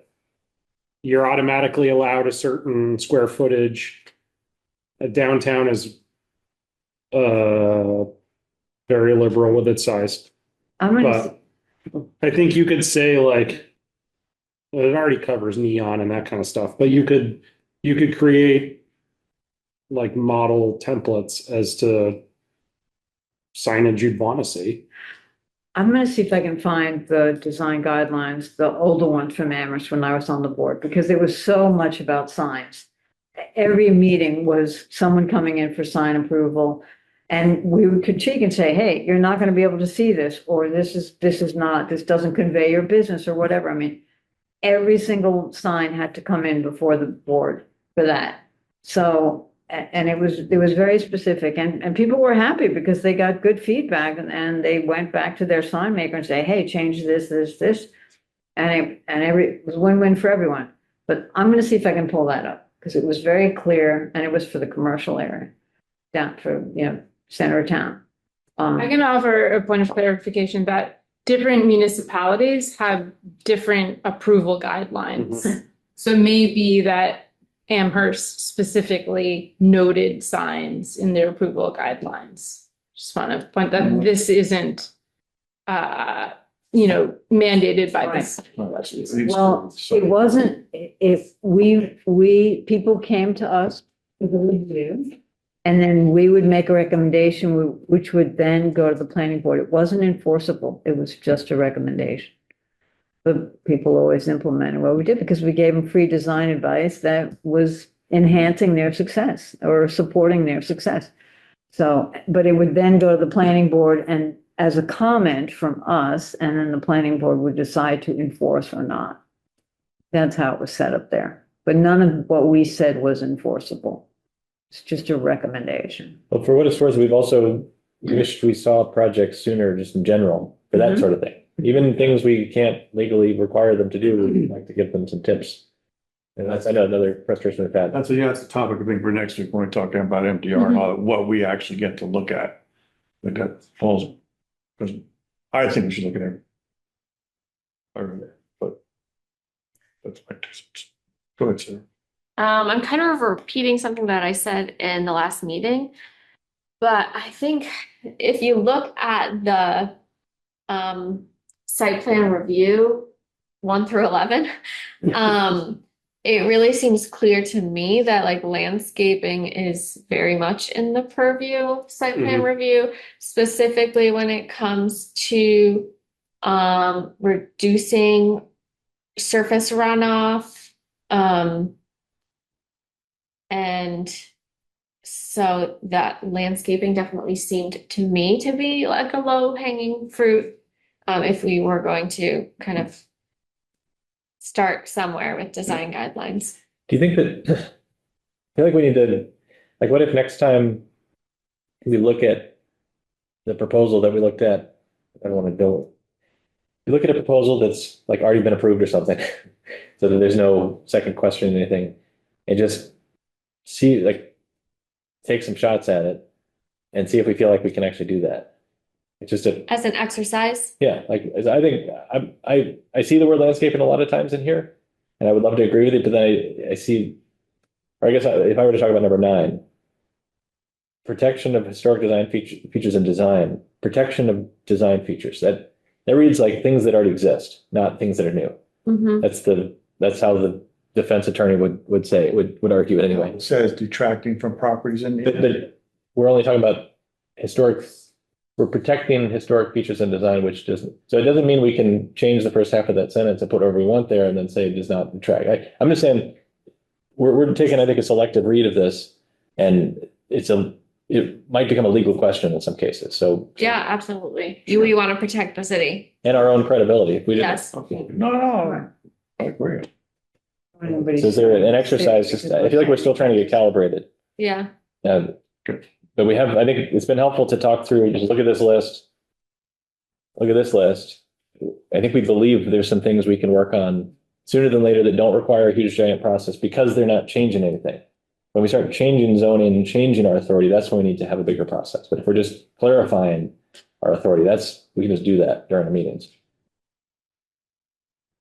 I suggested landscaping. It's on the top, so you know. But the landscaping also in a downtown where you have 0 lot lines, and there's not much landscaping going on. Well, that project on whatever Main Street, there wasn't landscaping on Main Street, but there was a lot of landscaping everywhere else. There was a park. There's front yards in front of townhomes. There's pathways. Yeah, There's a lot to chew on there, I thought. But I don't want to pick that one because it's not done yet. Yeah, maybe we go a few years back. Or different, how about a different city? Let's not, right? I mean, would that be better? Just Well, pick a- there are plenty of lots on Main Street that have adjacent parking and landscape features in the rear of their building. Most of the lots that are on the north side of Main Street have rear access. right. So there is plenty of opportunity to sort of, I was Sorry. thinking to react to a design proposal. As As if- an exercise. As if someone brought something forward and we look at it, we don't like something. Can we find the legal justification to make a condition Mhm. on that, or do we feel like it's too dubious? And I'm assuming we'll be able to find some things we can do. I got you. Take the housing one that we approved. Well, we could, that's still in the works. We can't change it. But we don't, then we're going on record and beating it up for an hour. It might be better to pick something from a different city or something I think something contemporary would be better than something old from Greenfield. Well, Well, the fire station and the library both came to the planning board. Another fire station. Let's do the fires. and I can tell you, I was on the building committee for the. Or the I was library. on the building committee for the fire station. Yeah, The and there was library. a lot of discussion about that facade and. Yeah. I would rather do the the architecture. fire station. Either? Either. But I also know, I had to go before zoning for an accessory unit for somebody on their parcel. It was an apartment, it was disused, it was an old garage. Before zoning, I had to present elevations of that building on all sides, and they were discussed and they were reviewed. And this was in zoning, which, I mean, it's like, are we talking, this didn't even seem like their purview, but I still had to do it. It's odd that it's required under zoning, but not for the planning board to present elevations. It is if Eric's, I just think there's a little disconnect there. maybe there is. I think that they're required to produce, sounded like they were required to produce elevations, but And the Eric owner didn't. was upset because they had to pay somebody to, to come up with all this stuff. I think that we get elevations for a new building. We're supposed to. D rather than E, which you've been showing, outlines the materials that should be submitted for site plan review.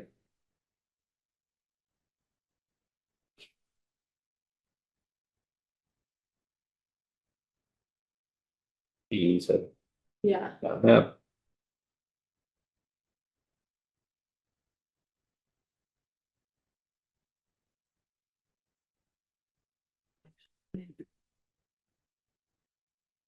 Elevation plan. Yeah, elevation of front, side, and rear views.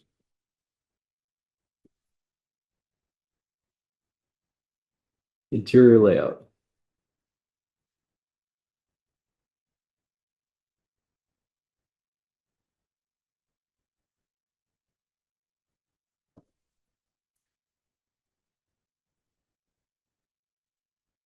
Well, bicycle parking is even on there, which is something that we don't always follow up on, but I know if George were here, he would probably point that out, and he always likes to ask about bicycle parking. But that should be part of their plan, and, we're supposed to ask about it if it's not Yeah, and that's like, it'd be pretty easy to just figure out, decide as a group. Where should, I don't know if if we can say how many spots involved. But where should it be located? Is it acceptable to be in the basement of a building, or could it be out front or to the side? Those sorts of things would then be in the realm. Almost like, And permanent or temporary. That could, yeah, right, whether it's like built into the ground or just like a bicycle rack. Right. yeah. Yeah, That's see, great. they, elevations were required. I don't know why the eye doctor didn't come with elevations. It's hard to That's- catch. They Yeah. had them, they just didn't want to show them to us because there weren't any windows. Yeah. And someone wants to think, getting that housing project on me. Well, I guess since we know that it's a requirement that the site plans it says shall, yeah, shall include the following if applicable. I think if. Okay, if applicable. Applicable. If applicable. Yes. Broadly. Okay, yeah, okay. I mean, my understanding of at least the process, the process was someone would come in preparing to do a site plan application, they would sit with Eric and decide what they actually needed to do. Like, not everyone needs a snow removal plan, maybe if it's not the kind of building that has a site that has snow, or maybe bike parking isn't relevant. So it might, maybe we can, as you get your first, because I don't know if have you been presented with a, Yes, 6 Arch Street is on the agenda. okay, that's a site For the plan next review. meeting. That's a site plan review. Okay. So I can explain, well, yeah. So in that example, the materials had been waived. So I did ask for a few of these materials because the work was only done on an interior to the building. So I think that's why the site plan requirements were waived. But some changes of use do have implications for site plan. So I asked for a few of these, Yeah. but not all of them. Not bicycle parking, for example. I didn't ask for bicycle parking, Okay. but it might have been relevant. But there's photos which constitute elevations, there's, yeah, so I think, I guess in reality, different projects use this list differently. Mhm. Depending on what is going on, if it's a new building, if it's a renovation, and Eric kind of interpreted that eye doctor thing as a renovation. Right. And Except therefore- for the big addition. I know that, but I'm just saying it seemed like how he interpreted it, so. Yeah. When it's a renovation, you don't need to do a bunch of stuff because you're not changing a bunch of stuff. Some of it might be just, Right. to the extent you're changing things, it needs to be documented. Maybe we shouldn't do that. Maybe if it needs a site plan review, it follows all these guidelines regardless of what the work is. That's, If you're going for a site plan review, this needs to be provided. that's a huge burden for a simple project. To have to hire architects if it doesn't seem reasonable. And that, the eye doctor needs to hire architects for lots of reasons. Well, they had, the thing, is they had, everything was there. They had these. They showed plans with openings or no openings. They had all that stuff, so Yeah, they're getting a building they permit. just didn't include them.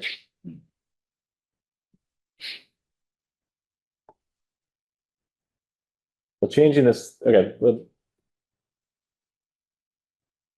So how do we resolve this tonight? It seemed like a good exercise is to do like try it out, do a pretend review and start identifying the things to get a feel for where our authority actually is, and also the things we actually do care about in practice. Lighting could, and when we can shortlist, these are the 3 things that seem like low-hanging fruit that clearly are impactful, that when we get the next project, we're going to want to be able to talk about these, and right now we don't have anything. So then we feel like we're equipped a bit more for the next proposal that comes forward, especially, and to limit it to Main Street, I think is appropriate. Main Street's getting redone. That's where a lot of these big impactful projects are. So the city would benefit from a planning board that is more organized around how we're going to be making sure that these projects are done in the best interest of the city. So Jeff, will you find the materials and kind of get the ball rolling on the exercise that? Yeah, I think so. We could work together to identify something, or I could find something. So Elle and I are trying to meet between these meetings, Okay. just to talk through the agenda, make sure we have what we need, those kinds of things. So we could prepare there. One Main Street might be a good one to look at. That's the Toyota and Ford dealer. Oh, that's been there for 10, 15 years or Yeah, it was probably 10 years ago. Ish. one Main Street.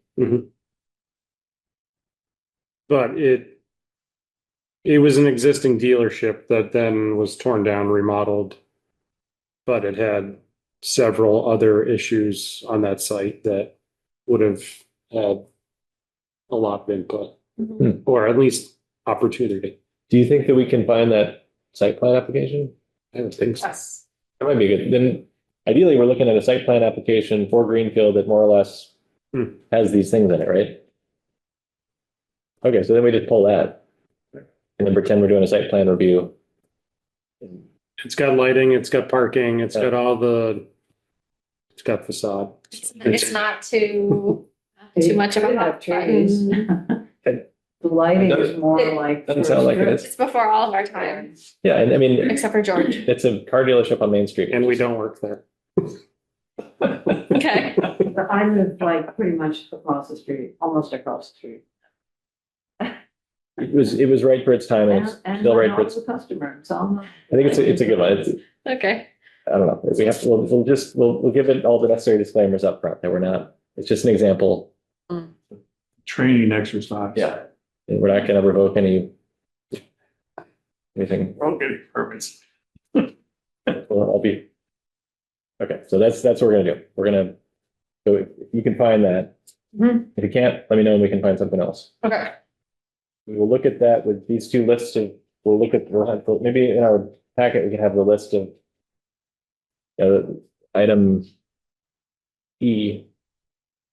So what are our guidelines? And then you and I can just maybe pull the best list of what the elements are from my analysis, if not from somewhere else. So that's our menu of things we can talk about. Mhm. As a group, we can spend a little time going through that and get our hands dirty a little bit. I wonder if there should be also some cross-reference to the master plan, given that note in the APA guidebook that defensibility is bolstered by reference to master plan. Yeah, In the in the kind of how much latitude the zoning puts. it's a good idea. Yeah, right. So it's not just because we have this personal opinion, we're triangulating our authority, the master plan and the site plan. Okay, that's a good idea.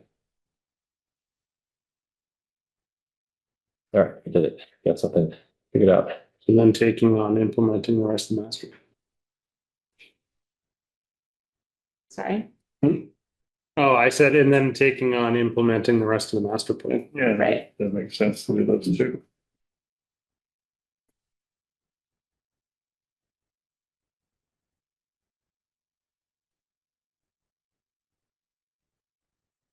Okay. So we can take a break.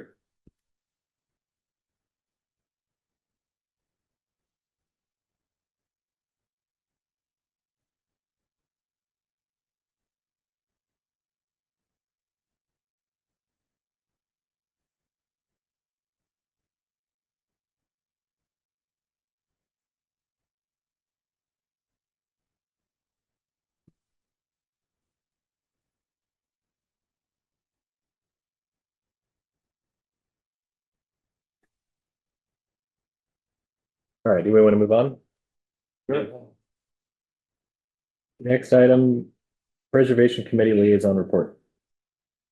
Well, we're in the process of starting to review the 2026 application. A lot of time at the last meeting, understanding what the committee was about, how it was formed and what its guidelines are. Has some very liberal guidelines on how to use its money. So like I said, right now we're just reviewing applications and just about anyone can review. For example, one of the ones we're looking at is Wilson's. Looking for a grant to redo the facade. $20 million project. You can think. But anyway, so that's the kind of stuff that we're looking at. We have everything from, I guess the biggest thing I learned was that the emphasis is not preservation, the emphasis is on community. there's a lot of things that we're approving or have nothing to do with preserving nature. They're new things being built, they're rent subsidies, they're all kinds of things that are under preservation. It's all about helping the community. So we have, I think we have a budget of about 360. I think we've got like $600,000 in requests, so we're going to go through and grade them and then approve what we want to approve and not approve what we don't want to approve. So it's interesting. I learned a lot. I didn't realize it was not state mandated. That's what I want to use. We had a vote. It was put forward as a state entity, but the town Right. voted for Each town has to vote for it it. as a but- vote for it. But it's created by the state, Right. it's developed by the state, and all the guidelines are from the state. So the locals had nothing to do with actually creating the committee. They just voted to adopt a committee. Yeah, it provides, the state provides parameters for how to use the money. Yeah. And that's the condition for getting to tax your community Yes. to get it. Yes. It's just, I think it's to make sure that it's used, it isn't used in underhanded ways. And it's just used in ways that are defensively in the public's interest or public. I guess. So thank you for going. Yeah, that's fine. I enjoyed it. A nice crowd. They were surprised I spoke at the first meeting. I'm like, I was I have a lot of questions. Hey. Speaking, yeah. But anyway, so it seems like a nice group. I hope they contribute positively. Tend to be the curmudgeon, but that's my job at 72 to be a curmudgeon. Is there a role for anything to come back to us to help them? No, I was hoping that they would look to us for some assistance, or they could give us some assistance with the president. But I don't see any overlap yet. There may be something down the road that we can get involved in, like if they want to spend money for bicycle racks. Maybe do we come up with something that concerns bicycle racks or placements or types and such? Maybe we could feed that back to the applicant saying, okay, we approved 20 bicycle racks, but we're recommending this, and this type of rack. Great. So that may happen down the That road. makes a lot of sense. So like the bicycle rack application, did it specify where they're going to go, or they just said we want 20 bicycle racks? I think the one that I saw was for the park at the bottom of the hill. What's that called? Right there on the Poet Street. What's that?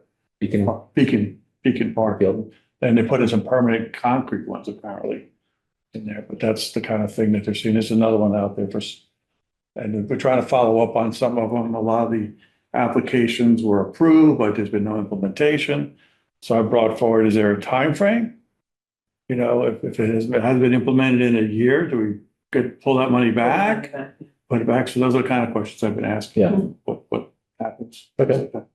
Yeah, if we could be helpful to, again, if you could bring, there's space for us to advise. If you feel like there's something that's a little too ambiguous and they're willing to take our feedback, we could. Sure. I'll do that.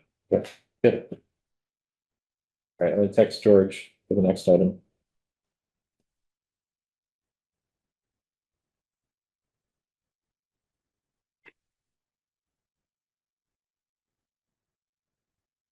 Was George going to come for item E or item F?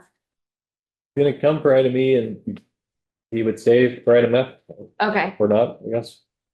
But he wants, item E was, I told him he didn't have to, we could talk about it next time, but he wanted to. should we do item F before item E then? He might be a couple minutes. How long is it? Just an announcement, looks like. Short. Okay, why don't we start doing item F? Yes, good idea. And then when George will tune in. Great. So the Conway School is under contract to draft a citywide bike plan. So this is an application that the Director of Community and Economic Development applied for. And there's no cost to the city. I will be assisting Director Cahalan in providing staff resources and helping with this bike plan. And they're interested in having a public meeting sometime soon. I let them know that I would be sharing this information with you all. I think the more interface and engagement they have with the public, the better, and not just working with me and Director of Community and Economic Development. So I've suggested that they might want to come to the planning board to present and gain feedback from you all. So I suggested next meeting, but that's clearly up to you. Next meeting being February 5th. Yeah, so they have only a 3-month scope. Yeah, okay. It's really fast. So you can add it to any agenda you'd like. A semester, basically. Yeah, like a really short semester. Hey, George, we moved on. We're doing F real quick and then we'll come back to E. If you're okay with that. This is the bike plan. We just started talking about it. Thank you, Jeff. I'm introduce myself, George Silimsis, Planning Board Vice Chair. Sorry, I wasn't able to. Regret I couldn't be here for the full meeting. Just not feeling that well. So I didn't hear your full. Go ahead, Jeff. Okay. Well, so thanks for coming. So, Erica, you can be back to alternate for the last few minutes if that's okay. Yeah, But now that George is here. absolutely. So George, we were just, while you were dialing in, we moved on to the Conway School announcement. So we're on that item. We just started. And then we'll come back to the master plan, if that's okay. Of course. Okay. So Ella, what is the deliverable? Like how extensive is I guess just thinking about when we want to meet with them, how urgent is it?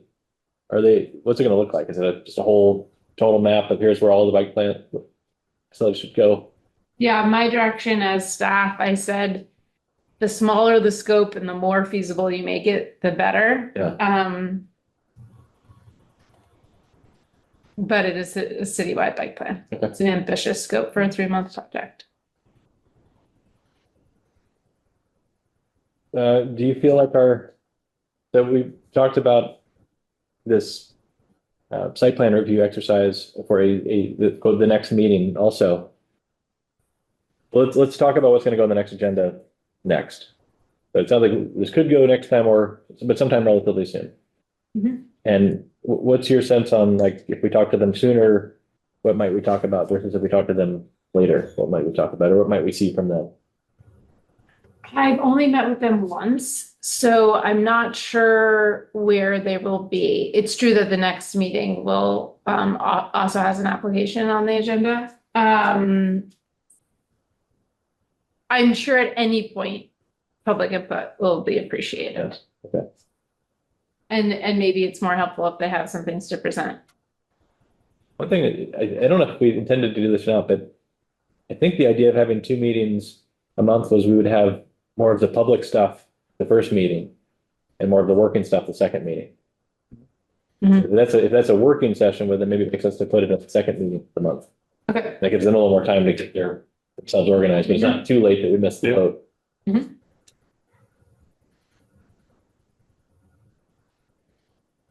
Cool. Well, it's exciting to have them helping us out forward to what they do. Definitely exciting, and thank you for bringing that forward. Okay.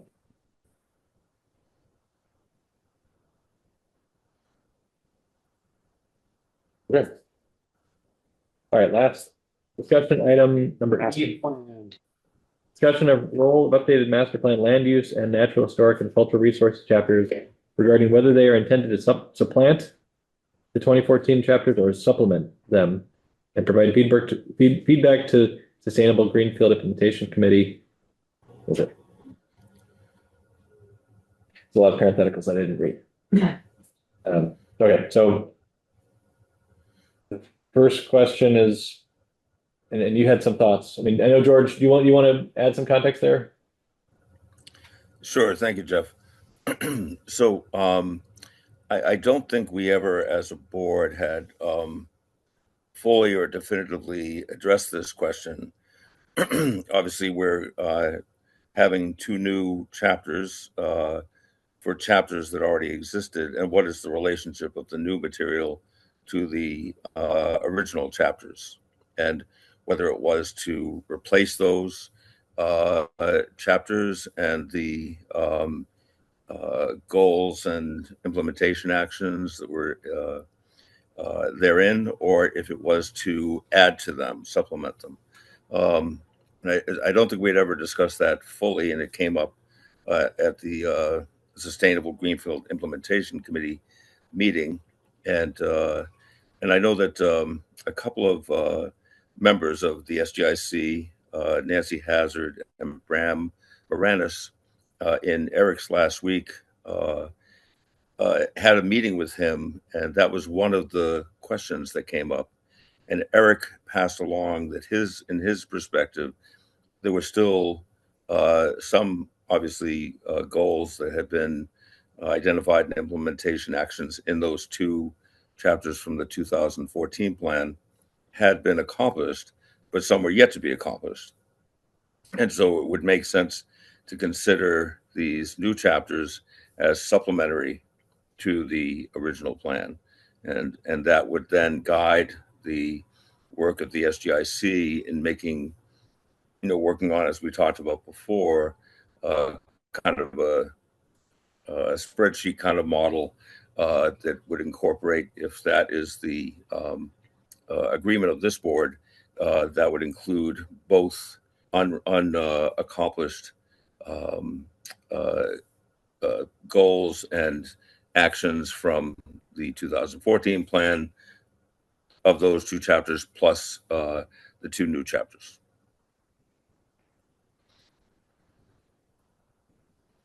Well, that's how I always saw it. I thought we were just updating them, so we were taking things off that were done and adding things new. So it's never to replace. We didn't want to lose track of things that had not been accomplished. So those are I guess if we did not remove them in part of our discussion, in other words, our priorities changed. We no longer thought that goal was viable, so we didn't remove it. We left it on the plan, and we should just leave it on the plan now. And just add to the new things. That's how I saw it originally. Unless you guys saw it. But. Yeah, me too. Anybody else have is that, did you guys talk about this? There were some emails too. George, is that your preference? Or I guess you're going to ask that, you're going to communicate to them what we thought as a board, what our position is, but then the SGIC will take that into consideration. Is that right? Well, it's really, this is, as we've said before, the master plan is a board document. So if the then and then the new versions will just be an addition, that would be up for this board, I believe, to indicate that. And then the SGIC would act accordingly. Follow this board's directive. So I think it's just a matter of are we in agreement that we want to retain the material from the original 2014 chapters that haven't yet been accomplished. I think my opinion on it would be And to add sorry, George, thought you were on to the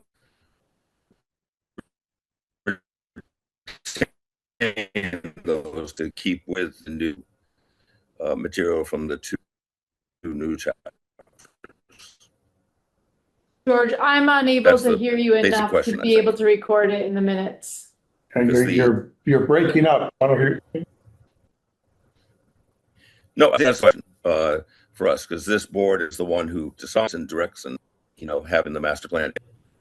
Hopefully that'll help. I'm not sure if that helps with my audio by getting rid of the picture. But I'm saying the basic decision, I think, would be for this board to affirm if we're going to keep the 2014 both chapters active of things that hadn't been accomplished. And then the SGIC will act accordingly to incorporate those into the materials that are disseminated along with the new chapters. Just to be honest, like I was thinking about these more of replacement chapters, just in my original conceptualization. But it does seem like there is a sense that there's no need to throw away the 2014 chapters. So that's fine with me. If they're just supplementing. I would assume that anything that's been implemented drops off. So it's not meant as an archive of what's been accomplished. It's a more of a living document. So if something's done, it shouldn't appear in my opinion, it shouldn't appear in the new version that we've just completed. But the ones that were never done should be in the document. That would be the intention. Yes. I was just gonna make that same point that I understand there's some things to be done on the 2014 plan that weren't done. And these should sort of be folded in with those, and we continue to look at ways to implement.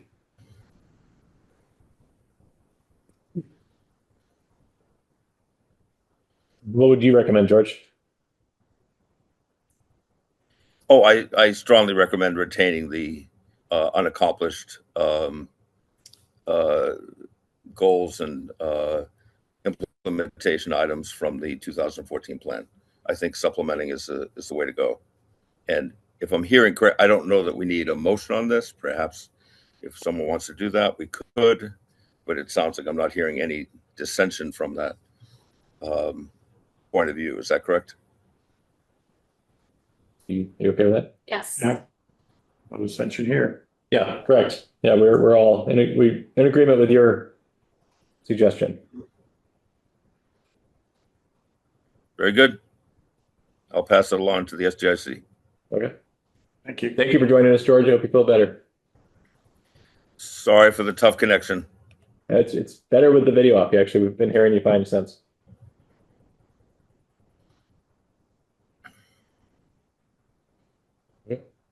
I had this in the records, just put it in there and not just purpose that it was written, just put it as part of our package for next time.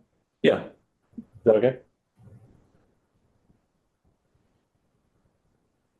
Okay, so next meeting is, I guess we kind of want to talk about the next two meetings. Sometimes, right? Our February meetings. Think about the agendas for both. And we have the agenda for next time already. One of them. Did we agree to always meet on the third Wednesday of the month? I don't know if we agreed to. We were. I think we agreed to 2 meetings, but I don't know if we actually agreed to a formal day, although that would be a nice thing to do. I think we couldn't do. Thursday didn't work for George. I believe. Not for me. Thursday doesn't work. This was the day that seemed to work, but does it not work for you? Yeah, well, just for a trivial reason, I have a book group that meets then. Okay. If there is some flexibility for a different Wednesday, that would be great. But planning board comes first. I told the book club they come first. You come here. The third Tuesday. We did go around in circles a lot when we were deciding when to meet, so I don't want to disturb that What too. about just push it back to 9 p.m. The book club. Okay, so Library closes at 8, so. okay, yeah, I mean, I don't really care. I think that the first Thursday of the month is a sacred established Right. lot. I can't. This is the first time that in my history we've had a meeting at this time, so you could certainly move it. We could also just do it case by case another month, and I think it's easier for the people to plan their lives if they know I agree. it's going to be a day. yeah. Yeah. So I would rather just say if the third Wednesday is good, like I said, maybe the third Tuesday, the third Monday, or the third Friday, or it's I don't not the know. third Thursday. The third Wednesday does seem pretty good in terms of balancing the month. George, you're not available on Tuesdays, that's correct? What it is? That's correct. Okay. Just want to make sure my recollection was correct. Sorry. It's okay.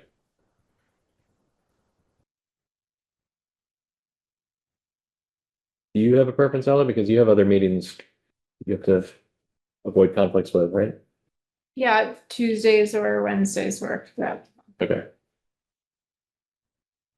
This room might not be available though. Well, the last one, so then we have two meetings one night. Two meetings in a row. Really bad.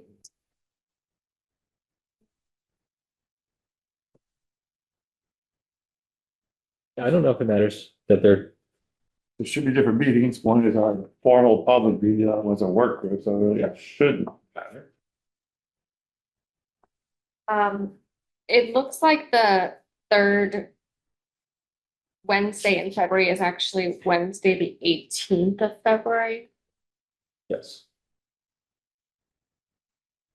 When is your, That's our next. Ash Wednesday for those who want to observe. Okay. Yeah, this is Yeah, our, sorry. this is our planning board, yeah. Right. Mm. Right, okay, yep, that was a mistake. I think I'll sacrifice my book club. There you go. sadly. Oh, no. You want a reason to get out of it? No, I didn't.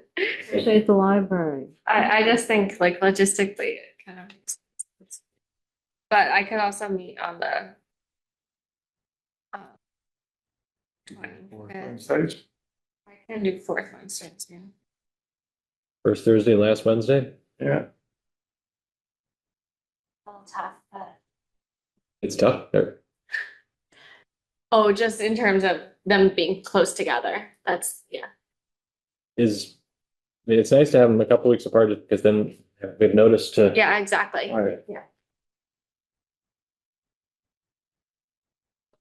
Like a Friday, can also do a Friday night. It's Friday date night, Saturday, it's Saturday night for me. So Friday nights don't really matter. How about you? Yeah.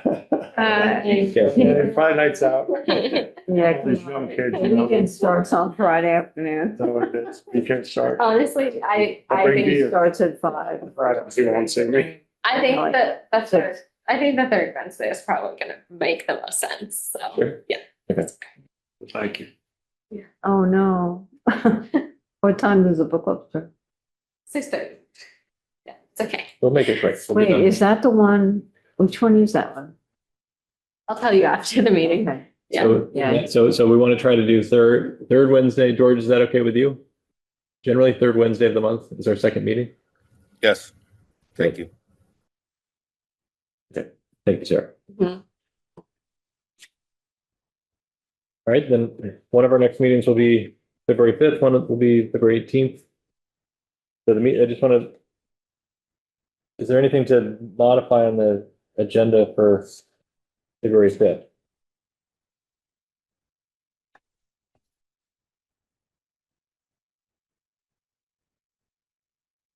To remove design review. How long will the site plan review take? It's public comment, it's site plan review, it's not special permit, so the choices are approval or approval with conditions. Yeah. It has been publicly noticed, which is not required, but we sent a butter notifications today by mail and notice from the Green Border, given the history of this particular project. Sure. Okay. I was just curious where we send our objections to. All comments can be sent to me.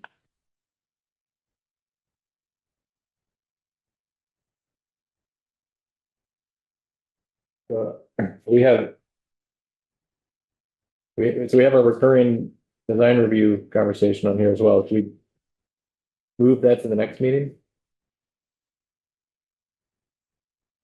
Our working group meeting, right?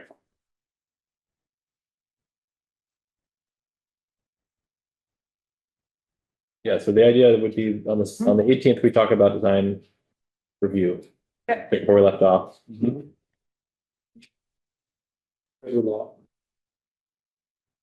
then should we try to get Conway School next time after all, or have them come to our working meeting also?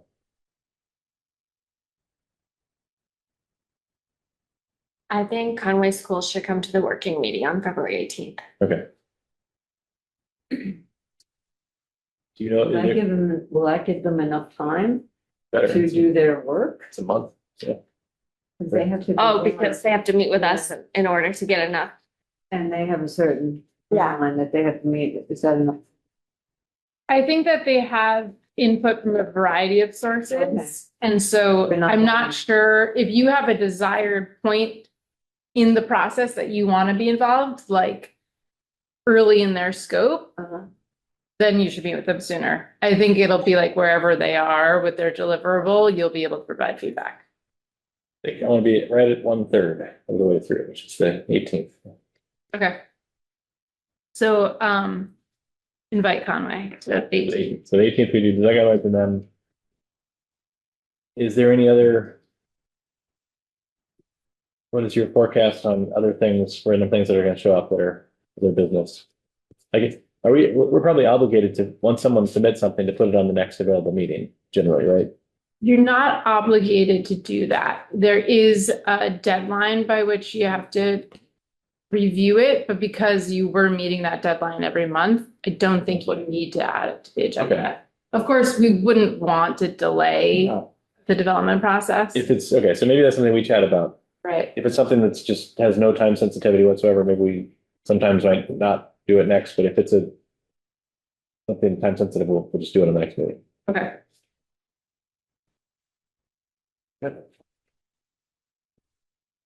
Anything else? We can talk about anything else, if it's not on the agenda. Should I make a motion? Yeah. To adjourn? Okay, I'll move to adjourn the meeting. Second. All in favor? Thanks, I everybody. was gonna say, aye. Oh, George, did you want to vote? You said aye, thank you. Yes. It does need to be a roll call if he's gonna, Oh, that's if right. he's going to vote. Okay, Yeah. Sorry. Do you wanna do a Aye. roll call? Well, you appointed him, so. I did, so Yeah. that was my fault. All right, George, roll call. Aye. Aye. Aye. Aye. Aye. Yeah. We don't have to say our name, we just say aye. I think maybe we're supposed to say our name, but I don't think we need to do They it. Council doesn't. They don't, The okay. council Then we don't- doesn't? I Oh, don't believe. okay. Okay, Maybe it's just for purposes of, Thank you. no, not the thank you. meeting, minutes. Your dates, everyone. Short meeting. Oh, Yes, Just kidding. maybe for you, George. for you, yeah. Right, I know, I'm kidding. Okay, rest up. Thank you. Bye. Goodbye.